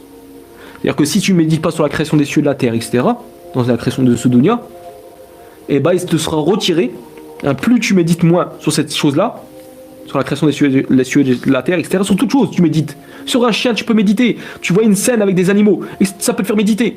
Et c'est ça, justement. Celui qui est constamment dans le dhikr, c'est celui qui, justement, toujours qui a l'évocation de Dieu dans son esprit. C'est-à-dire qu'à chaque fois qu'il voit une chose, ça lui fait penser à Dieu. Il pense à un verset. Il pense à Dieu. Et tout ça. C'est celui-là qui est tout le temps dans le dhikr. C'est celui qui est toujours en train de mentionner Dieu. Dans chaque chose qu'il fait et qu'il voit, ça lui rappelle Dieu. Il se rappelle, par exemple, des versets du Dieu. Ou des certaines choses, par là, qui font qu'il rappelle Dieu. Subhanallah, ajib. Donc, certains sages disaient, celui qui regarde ce bas monde, sans en tirer des enseignements, alors la clairvoyance de son cœur se dissipera, et ceci en fonction de son insouciance. Plus il est insouciant, plus il aura moins de basira, de perspicacité, de clairvoyance. Et plus il médite de ce qui est de son bas monde, qu'il en tire des enseignements, et ben plus il aura la clairvoyance. Subhanallah. وقال بشر بن الحارث الحافي لو تفكر الناس في عظمة الله تعالى لما عصاه. Wallah, c'est beau ça. Et ça clôture que le tawhid al-rububiyya il est très important. Bishr ibn al-Harith al-Hafi qui était un grand pieux, parmi salaf salih. Bishr ibn al-Hafi al-Harith al-Hafi dit ceci: si les gens méditaient, portaient la réflexion sur la grandeur d'Allah, min 'azamatillah ta'ala lama 'asahu, alors il ne leur est pas désobéi. Bishr ibn al-Harith al-Hafi a dit de son côté: si les hommes réfléchissaient à la grandeur d'Allah, jamais ils ne lui auraient désobéi. Jamais ils ne lui désobéiraient. Subhanallah. Comment tu vas méditer sur la grandeur d'Allah? Pas par sa création. Tu vas méditer, tu vas dire Subhanallah, regardez ce qu'il a créé. Al-Kawn. Tu vas méditer avec science. Aujourd'hui, tu as la science pour étudier ça. L'astronomie, la botanique, les trucs comme ça. Tu as la science, tu peux avoir, il y a des livres sur ça, là. Tu vas voir sur les virus, les microbes. Subhanallah, tu vas voir, c'est ajib. Ça, c'est asbab. Tahaqqaq al-tawhid. C'est parmi les causes qui vont confirmer le tawhid, surtout le tawhid al-rububiyya. Je rappelle, je le dis à nouveau, le tawhid al-rububiyya, ahammiyatu al-tawhid al-rububiyya. L'importance du tawhid al-rububiyya, il est là. Car si ton tawhid al-rububiyya, si c'est vraiment la complétitude du kamal al-tawhid al-rububiyya, forcément, il va découler que ton tawhid uluhiyya, il sera solide, beaucoup plus solide. Car si tu as des manquements dans kamal al-tawhid, comment tu veux vraiment adorer Dieu, atteindre le degré de l'ihsan? Comment tu vas atteindre ce degré-là de l'ihsan? Ihsan, c'est quoi? An ta'bud Allah ka'annaka tara, wa in lam takun tara, fa innahu yarak. Ihsan, le prophète il disait ceci, c'est le fait que tu adores Dieu comme si tu le voyais, comme si tu le voyais. Car certes, si tu ne le vois pas, lui te voit. Subhanallah. Ça, c'est le tawhid uluhiyya. Mais comment tu vas faire pour ce tawhid uluhiyya? Comment tu vas atteindre ce degré de ihsan? C'est déjà ton tawhid rububiyya, c'est notre tawhid rububiyya, il n'est pas complet. On n'a pas la plénitude. La kamal tawhid rububiyya. C'est pour ça que c'est important. C'est important de méditer sur la création des cieux et de la terre. Subhanallah. Comme je disais, regarde, est-ce que quand toi tu cherches un boulot, etc., tu vas directement te précipiter? Est-ce que tu vas vraiment te précipiter et t'oublier Allah, demander que c'est lui? Ou pour ta subsistance, etc., pour X raison. Subhanallah. Regardez ce qu'Allah dit. La khalqu samawati wal ardi akbar khalqi nas walakin akthar an-nas la ya'lamun. Walakin akthar an-nas la ya'lamun. Lam yaqul Allah azza wa jalla. ولكن جميع الناس لا يعلمون. لا ولكن أكثر الناس لا يعلمون. لأن الناس بعض الناس يعلموا أن الخلق السماوات والأرض أكبر من خلق الناس. من هم؟ هو الربانيون، العلماء الربانيون الذي يخشى الله عز وجل ويتفكرون في خلق السماوات والأرض. Allah dit ça dans Sourate Ghafir, Sourate le Pardonneur, verset 57. Allahu Akbar. Verset 57. Sourate 57 Al-Hadid. Allah il a descendu le fer, dans lequel il y a une force redoutable. Oui, bref, petite réflexion. Allah il dit la création des cieux et de la terre est quelque chose de plus grand que la création des gens, de l'être humain. Mais la plupart des gens ne savent pas. Et j'ai dit quoi en arabe? Allah il dit pas. Mais les gens, personne ne le sait. Ceci. Non, Allah il dit mais la plupart des gens ne savent pas. Ça veut dire forcément qu'il y a des gens qui savent que Allah il a créé les cieux et la terre, que c'est quelque chose de plus grand que la création des humains, plus complexe. Tafakkaru fi 'azamatillah, qudratillah azza wa jal. Tu médites sur sa création, sur la grandeur d'Allah azza wa jal. Et ces gens-là, ils le savent. Ceux qui ont étudié, ils savent que c'est complexe ça.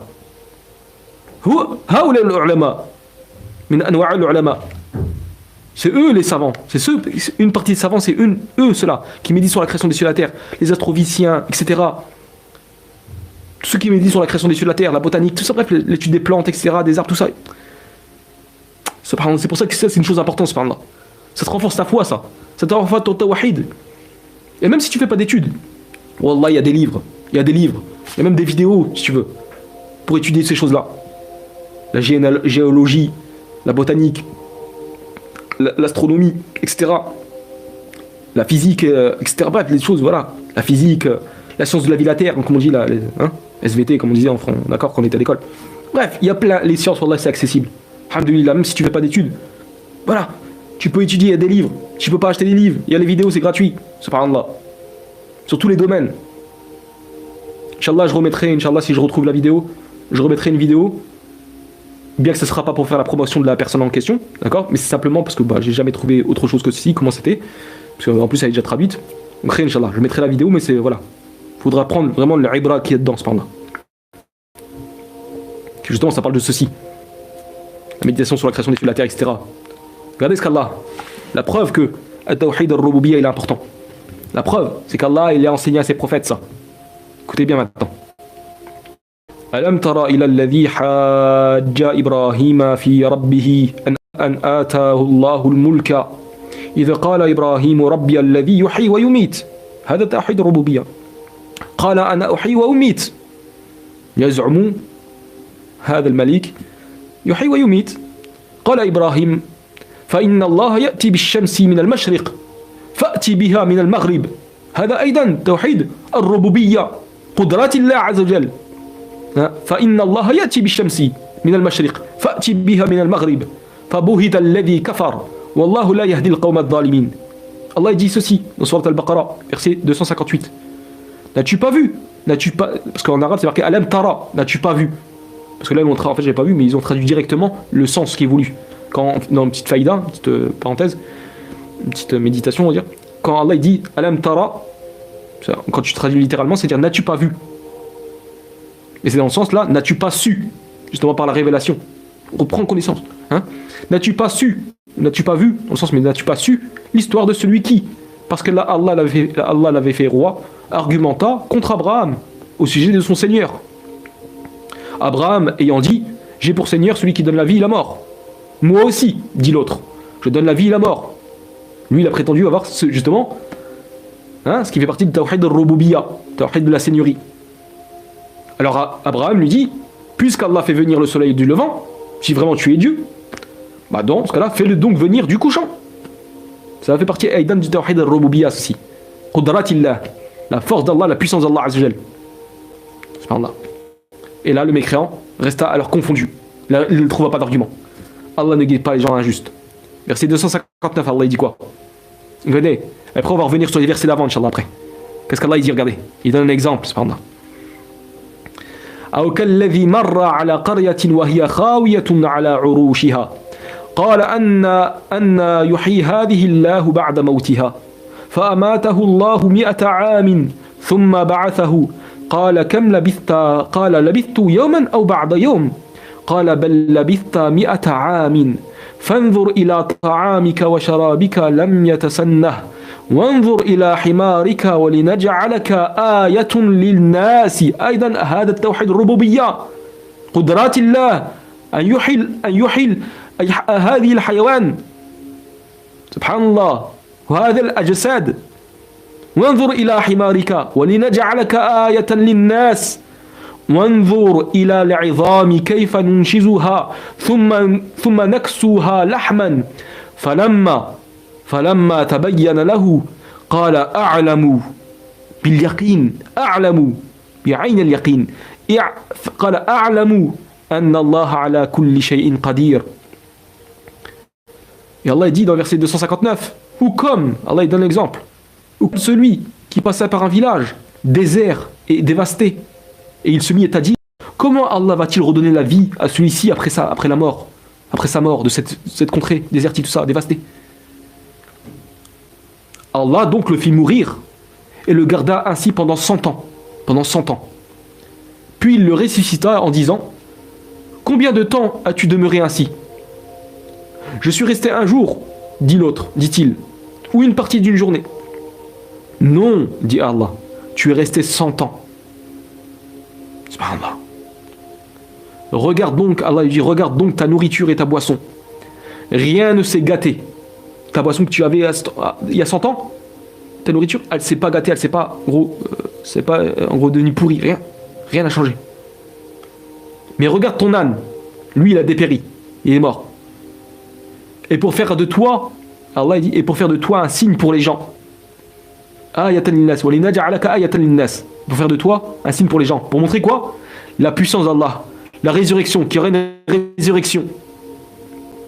Après, vous pouvez regarder le tafsir Ibn Kathir sur ce verset-là, etc. C'était qui c'est un prophète, je ne me rappelle plus exactement quel prophète, mais oui. Et donc Allah, il fit de ceci, cet exemple-là. Il dit, c'est pour faire de toi un signe pour les gens. Que tu en montes. Que c'est vrai. La puissance d'Allah. Qu'Allah ira bien un jugement. Qu'on sera ressuscité, etc. Et Allah, il dit, et regarde ces ossements à cet âne-là. Comment nous les assemblons. Et les revêtons de chair. Yani, comment on ressuscite les morts. Ça fait partie de Qudratullah, ça fait partie de Tawhid al-Rububiyya, ça. Tawhid de la seigneurie. Et qu'est-ce qu'il a dit, cet prophète-là? Et devant l'évidence, si je ne me trompe pas, c'est un prophète. Et devant l'évidence,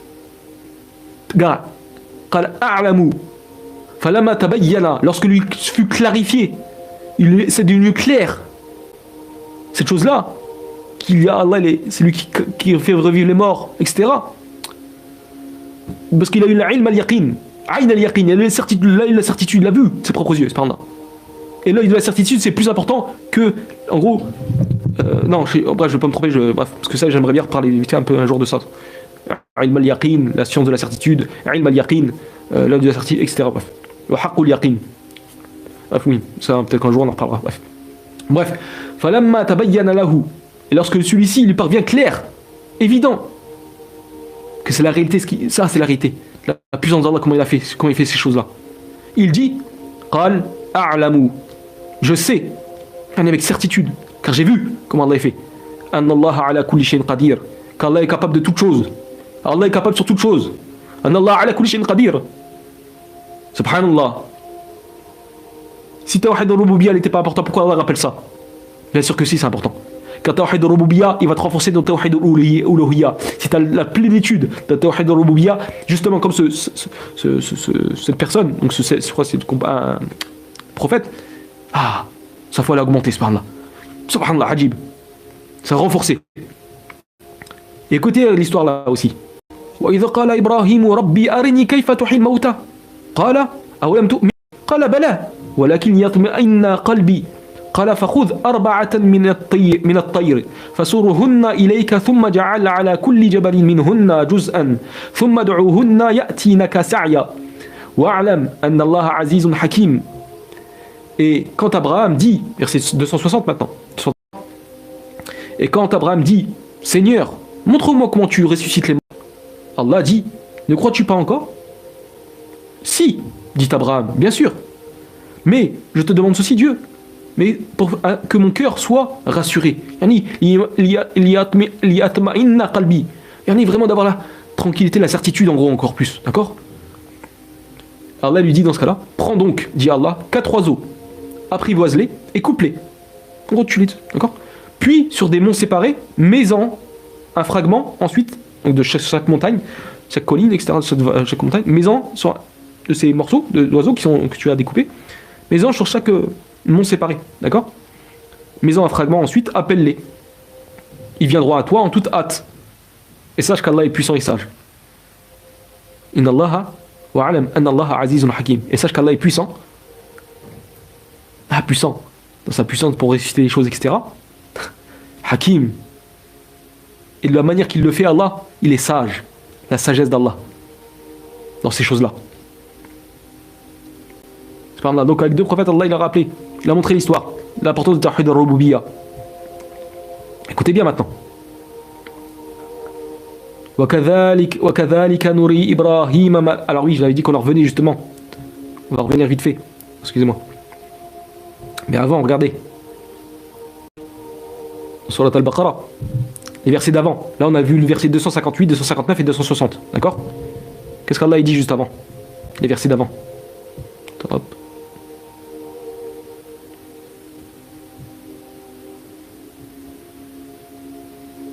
Donc Allah dit au verset 255, Allahu la ilaha illa huwa al-hayyul qayyum. La ta'khudhuhu sinatun wa la nawm. Lahu ma fi as-samawati wa ma fi al-ard. Man dha alladhi yashfa'u 'indahu illa bi idhnihi. يعلم ما بين أيديهم وما خلفهم ولا يحيطون بشيء من علمه إلا بما شاء وسع كرسيه السماوات والأرض ولا يؤوده حفظهما وهو العلي العظيم. Allah, point de dignité par lui, le vivant, celui qui subsiste par lui-même, Al-Qayyum, alors par qui tout subsiste. Ni somnolence, ni sommeil ne le saisissent. À lui appartient tout ce qui est dans les cieux et sur la terre. Qui peut intercéder auprès de lui sans sa permission? Il connaît leur passé et leur futur. Et de sa science, il n'embrasse que ce qu'il veut. Son trône, Kursi, c'est pas son trône, c'est son plutôt. Ils ont mal traduit là, son trône, c'est pas le trône, c'est en gros le piédestal, d'accord. Déborde les cieux et la terre. Ou Maoudou al-Qadamain, le repose-pied, comme on dit, comme on traduit, certains compagnons nous ont rapporté ça, Narbès, tout ça. Bref, déborde les cieux et la terre. Son Kursi déborde les cieux et la terre, dont la garde ne lui coûte aucune peine. Et il est le très haut, le très grand. Après, la ikraha fi din, nul contrainte en religion. Quoi? Qad tabayyana ar-rushdu min al-ghayy, car le bon chemin s'est distingué de l'égarement. Car le bon chemin s'est distingué de l'égarement.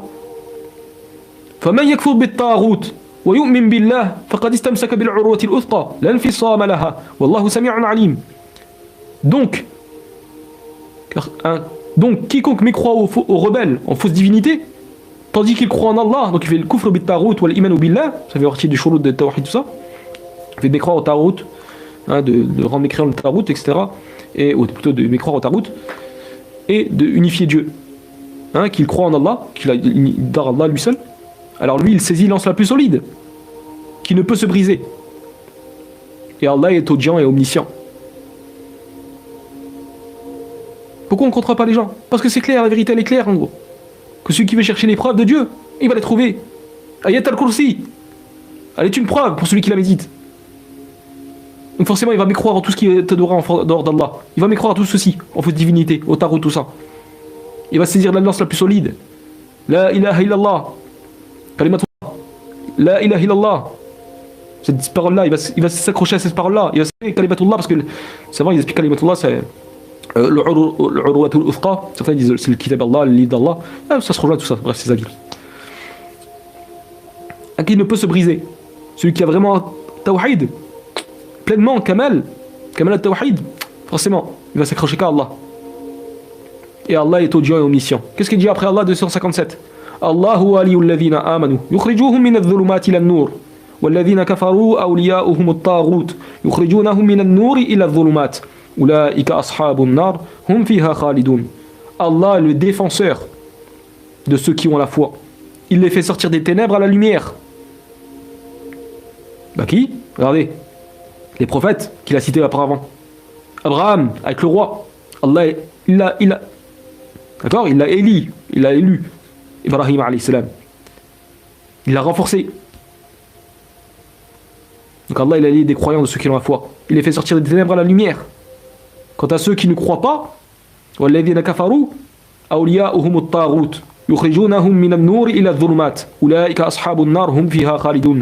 Quant à ceux qui ne croient pas, ils ont pour défenseur les tarout, les fausses divinités, dont Satan, etc. Alors regardez le roi juste après, c'est quoi l'histoire avec le roi?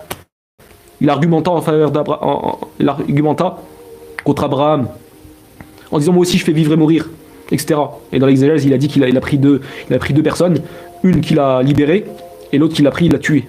En gros, il a fait qu'on la tue. Moi aussi je fais mourir. Des faux arguments, parce qu'il ne possède pas cette âme-là en fait, alors que lui, Allah, oui. Donc quant à ceux qui m'y croient, ils ont pour défenseur le tarout, les fausses divinités, dont Satan, etc. Qui les font sortir de la lumière du tawhid. Ils les font sortir de la lumière du tawhid, de l'unicité divine, à la pénombre, aux ténèbres du shirk, de l'associationnisme, du polythéisme. Voilà les gens du feu où ils demeureront éternellement. Subhanallah. Et Allah il te rappelle justement sa plus c'est suivant. Sa qudra, son tawhid al-rububiyya, qui est azim, qui est grand. Subhanallah, son pouvoir.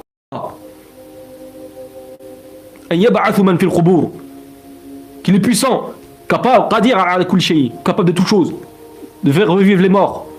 Subhanallah. Regardez ces prophètes, qu'est-ce qu'ils ont dit? فلما تبين له قال أعلم أن الله على كل شيء قدير. Et devant l'évidence de ceci, ce qu'il avait vu, il dit je sais qu'Allah est omnipotent, capable de toute chose. Su avec certitude. Subhanallah. Et à la fin, qu'Ibrahim, Abraham, alayhi salam sur tous ses prophètes. Subhanallah. Allah il dit quoi à la fin? Wa'alam an Allah azizun hakim. Sache qu'Allah est puissant. Bi qudratihi. Sache qu'Allah est puissant. Il est dans sa capacité à faire revivre les morts. Et hakim. Il est sage dans ses décisions, comment il fait ces choses-là. Subhanallah.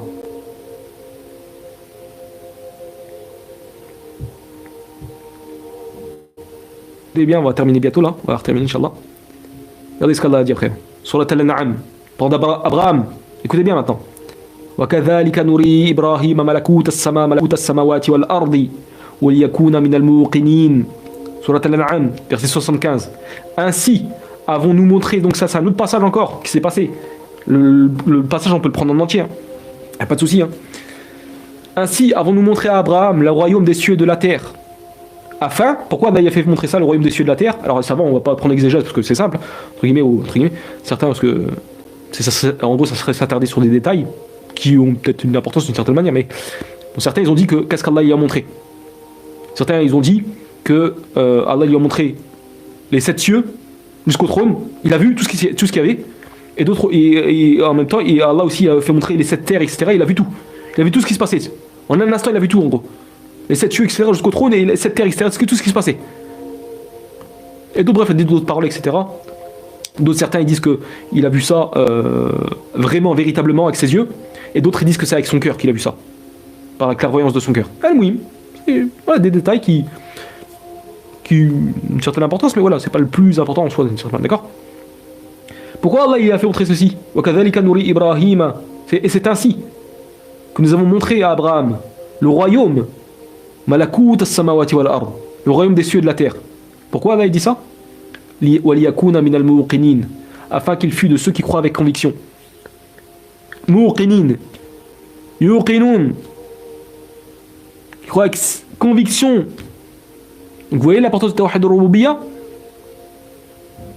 Il a fait à ses prophètes, l'un de ses plus grands prophètes, Ulul Azm min ar-Rusul, Ibrahim alayhi salam. Il fait partie des 5 prophètes doués de fortes résolutions. Abraham, patriarche, sallallahu alayhi salam.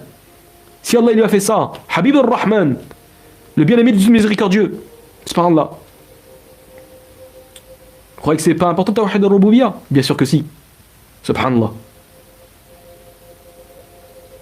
Parce qu'après les versets juste après, qu'est-ce qui se passe? Versets 76, 77, etc. Abraham, il a une conversation avec son peuple. Il dit Hada Rabbi, etc. à chaque fois. Mais c'était une conversation. Parce que certains ils pensaient que en fait il était en train de chercher Dieu. Bah non. Parce que juste avant, Allah il lui dit que justement il a montré le royaume des cieux et de la terre. Pourquoi? Afin qu'il ait la conviction. Pourquoi qu'il a la conviction de quoi? Parce que justement après l'histoire, et juste à regarder le verset, hein.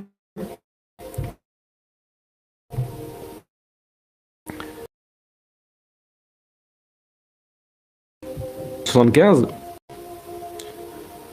donc des versets 74, Allah il dit quoi? وإذ قال إبراهيم لأبيه آزر أتتخذ أصناما آلهة إني أراك وقومك في ضلال مبين. Rappelle le moment où Abraham dit à Azar, son père. Alors certains dans l'exégèse disent que c'est pas son nom, Azar, son père. D'accord, Ibn Abbas il rapporte une. Bref, oui. Prends-tu des idoles comme divinité? Je te vois toi et ton peuple dans un égarement évident. Et après verset 75, وكذلك نري إبراهيم ملكوت السماوات والأرض وليكون من الموقنين. Ainsi avons-nous montré à Abraham le royaume des cieux et de la terre, afin qu'il fût de ceux qui croient avec conviction. Pourquoi? Par la suite, allez. فلما جن عليه الليل ورأى كوكبا قال هذا ربي فلما أفل قال لا أحب الآفلين. Quand il l'enveloppa, il observa une étoile et il dit, une planète, hein, d'accord, une étoile, une planète, et il dit voilà mon Seigneur. Puis lorsqu'elle eut disparu, il dit je n'aime pas les choses qui disparaissent. Ensuite, il dit فلما رأى القمر بازغا قال هذا ربي فلما أفل قال لئن لم يهدني ربي لأكونن من القوم الضالين.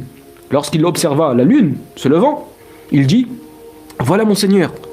Puis lorsqu'elle disparut, il dit si mon Seigneur ne me guide pas, je serai certes du nombre des gens égarés. Là, c'est une conversation qu'Ibrahim il était avec son peuple. Regardez les exégèses. Certains exégèses, ils ont compris quoi, il est en train de chercher Dieu en gros. Hein? Non, pas du tout. Juste avant le verset 75, il répond à ceci. Et même le contexte après, il répond. Mais écoutez bien. Ça, les savants, ils ont expliqué. Comme Ibn Kathir, l'imam Cheikh Saadi, etc. Bref. C'était une conversation qu'il avait en fait avec son peuple. C'était pour montrer leur fausseté de ce qu'ils adoraient. Parce qu'à ce moment-là, ils adoraient justement les statues, tout ça, mais ils adoraient aussi les astres, etc. فلما رأى الشمس بازغة قال هذا ربي هذا أكبر فلما أفلت قال يا قوم إني بريء مما تشركون. Lorsqu'ensuite il observa le soleil levant, il dit voilà mon Seigneur, celui-ci est plus grand. Puis lorsque le soleil disparut, quand il arriva la nuit, il dit ô mon peuple, je désavoue tout ce que vous associez à Allah. Écoutez bien. Inni wajjahtu wajhiya lilladhi fatara as-samawati wal arda hanifan wa ma ana minal mushrikin. Et il dit à son peuple, je tourne mon visage exclusivement vers celui qui a créé à partir du néant. Fatir, c'est celui-là qui crée à partir de rien, un nouveau, qui crée à partir du néant les cieux et la terre. Et je ne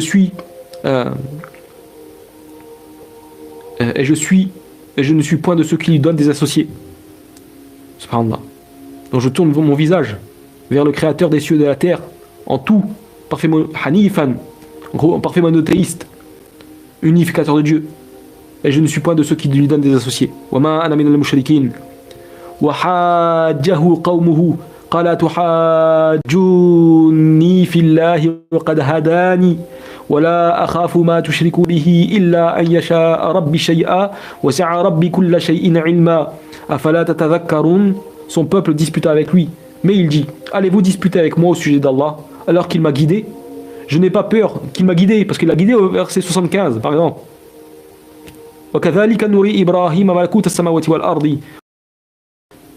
Ainsi avons-nous montré à Abraham le royaume des cieux et de la terre, afin qu'il fût de ceux qui croient avec conviction. Pourquoi? Parce que justement il allait avoir cet échange avec son peuple, pour leur montrer la fausseté. Ça ne veut pas dire que Ibrahim il adorait, il a cherché Dieu là. Non, parce qu'il était déjà guidé avant. Et juste le verset 75 il répond à tout ceci, ceux qui pensent ça. Pas du tout, les savants ils ont répondu, etc. Bien que des savants ils ont pensé ça, mais non, le verset 75 il répond à ceci. Ibrahim il était déjà guidé. Et dans le Coran Allah il dit et auparavant nous avons guidé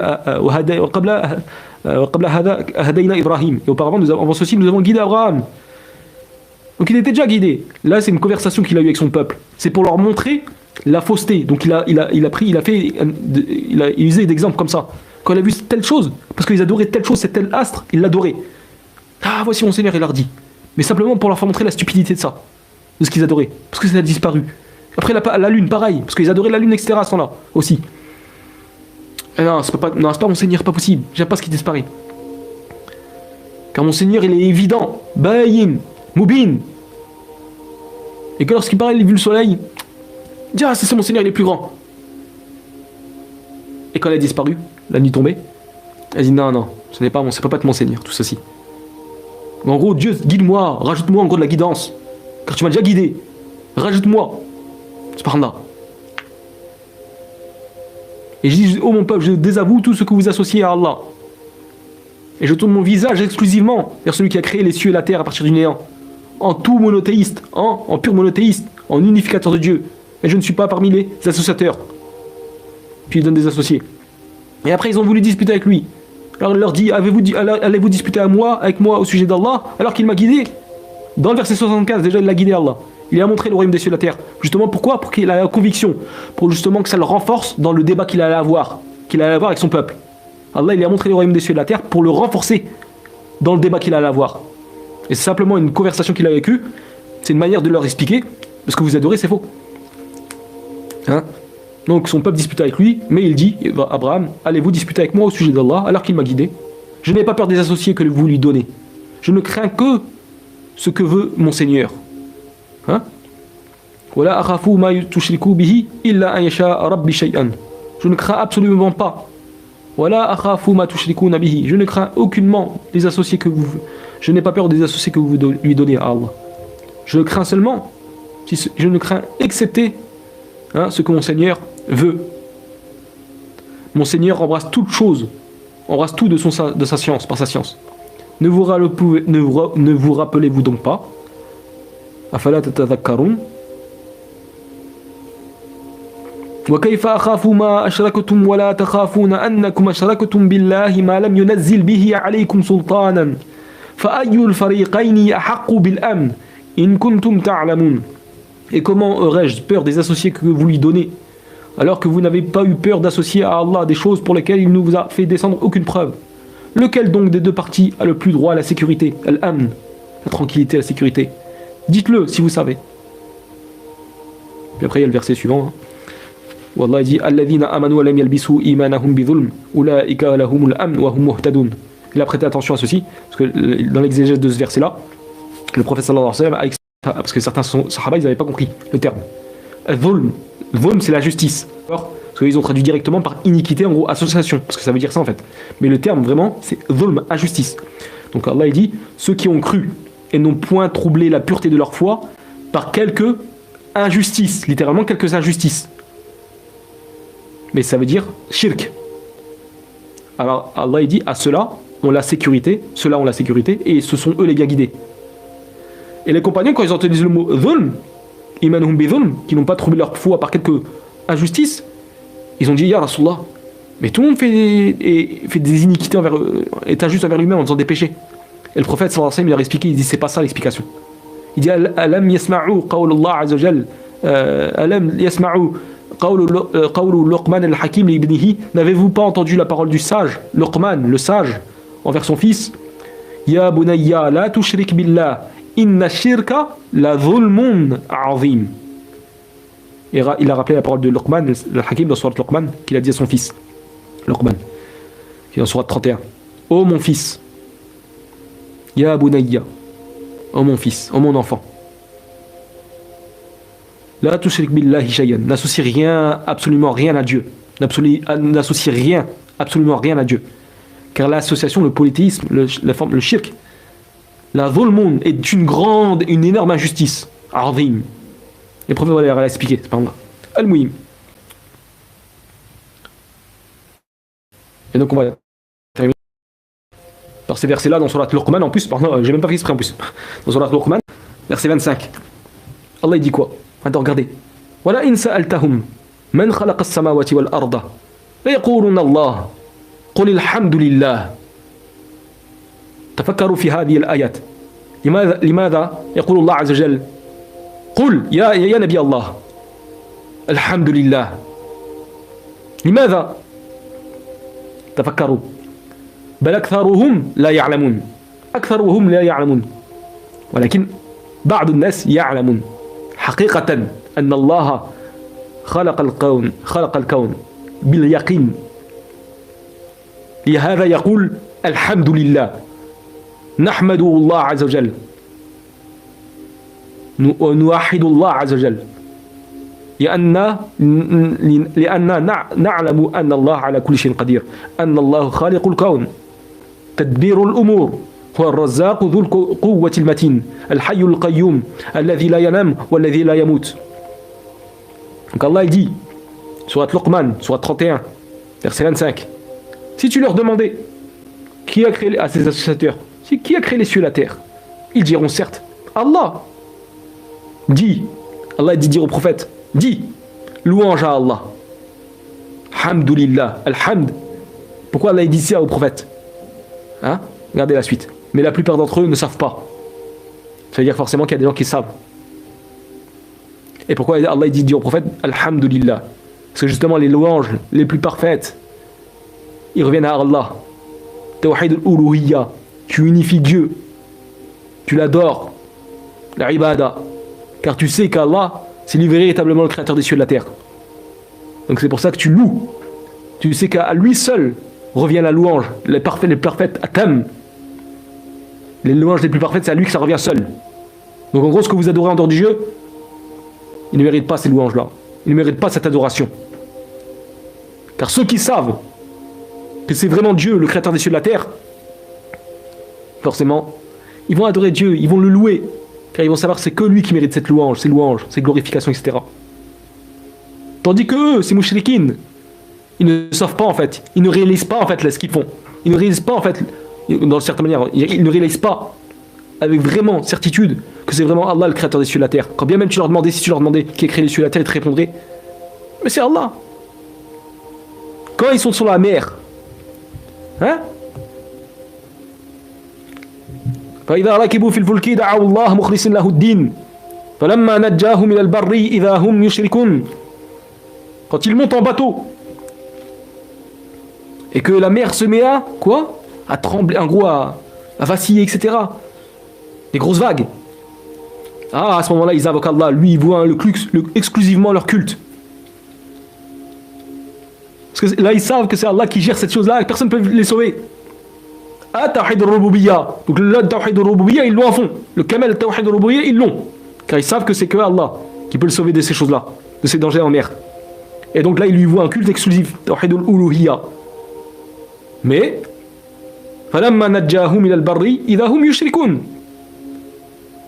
Mais une fois qu'il les a sauvés, Allah, des dangers de la mer, en les ramenant sur la terre ferme, voilà qu'il, à nouveau, lui donne des associés. C'est pour ça qu'Allah a dit dans Surat Al-Luqman, verset 25, وَلَكِنَّ أَكْثَرَ النَّاسِ لَا يَعْلَمُونَ. La plupart d'entre eux ne savent pas, en fait. Ils ne savent pas la vérité. Dans le sens qu'ils ne savent pas... Hein? Ils disent ceci, ils diraient que c'est vraiment Allah qui a créé sur la terre, mais pas avec une conviction ferme. La seule conviction qu'ils ont vraiment ferme, c'est quand lorsqu'ils sont en mer, et que les vagues s'amassent sur eux, etc., ils ont peur, qu'ils coulent, etc. Et ça, là, à ce moment-là, ils savent que c'est que Dieu qui peut faire ça. Il n'y a pas de divinité, ils n'existent plus leur divinité. Subhanallah. Adib. Donc celui qui sait, forcément, il va louer que Dieu. Et qui sait avec certitude. Il va louer Dieu, glorifier que Dieu. Il va adorer que Dieu. Il va craindre que Dieu. Etc. Tout ce qui est dans le Tawhid al-Uluhiyya, il va le faire. Mais d'abord, il y a le Tawhid al-Rububiyya complet. Et forcément, une fois qu'il a Tawhid Kamal, Tawhid al-Rububiyya, une fois qu'il est complet, ça y est. Forcément, Tawhid al-Uluhiyya, il sera beaucoup plus solide. Si ce n'est, il sera très solide. Et forcément, les Tawhid Asma wa Sifat, forcément, tu vas invoquer Dieu, parce que tu vas savoir c'est lui qui mérite cette adoration-là. Car tu auras avec conviction, tu sauras que c'est Allah, lui, le créateur, avec conviction des cieux et de la terre, le gestionnaire de tout ceci, etc. Celui qui fait vivre, qui fait mourir, tu le sauras avec certitude. Comme on a vu les versets, avec ces prophètes-là, qu'ils ont vu comment on a récité. فَلَمَّا تَبَيَّنَ لَهُ قَالَ أَنَّهُ قَالَ أَعْلَمُ أَنَّ اللَّهَ عَلَى كُلِّ شَيْءٍ قَدِيرٌ أَعْلَمُ أَنَّ اللَّهَ عَلَى كُلِّ شَيْءٍ قَدِيرٌ. Et devant l'évidence de ce qu'il avait vu, il dit, je sais qu'Allah est omnipotent. J'ai acquis la certitude, vraiment, encore plus profonde, qu'Allah est capable de toutes choses. Subhanallah.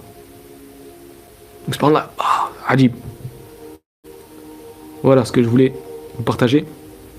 Donc voilà, alhamdulillah, je vais vous laisser sur ceci. Passez une excellente journée. Bihafidillah, sous la protection d'Allah.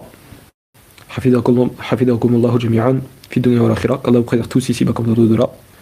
Wa rahimakumullahu jami'an, fi dunya wal akhirah. Qu'Allah vous fasse tous miséricorde ici-bas comme dans l'au-delà. Wa subhanaka Allahumma wa bihamdika ashhadu an la ilaha illa ant. Astaghfiruka wa atubu ilayk. Wassalamu alaykum wa rahmatullah wa barakatuh. إلى اللقاء آخر إن شاء الله تعالى.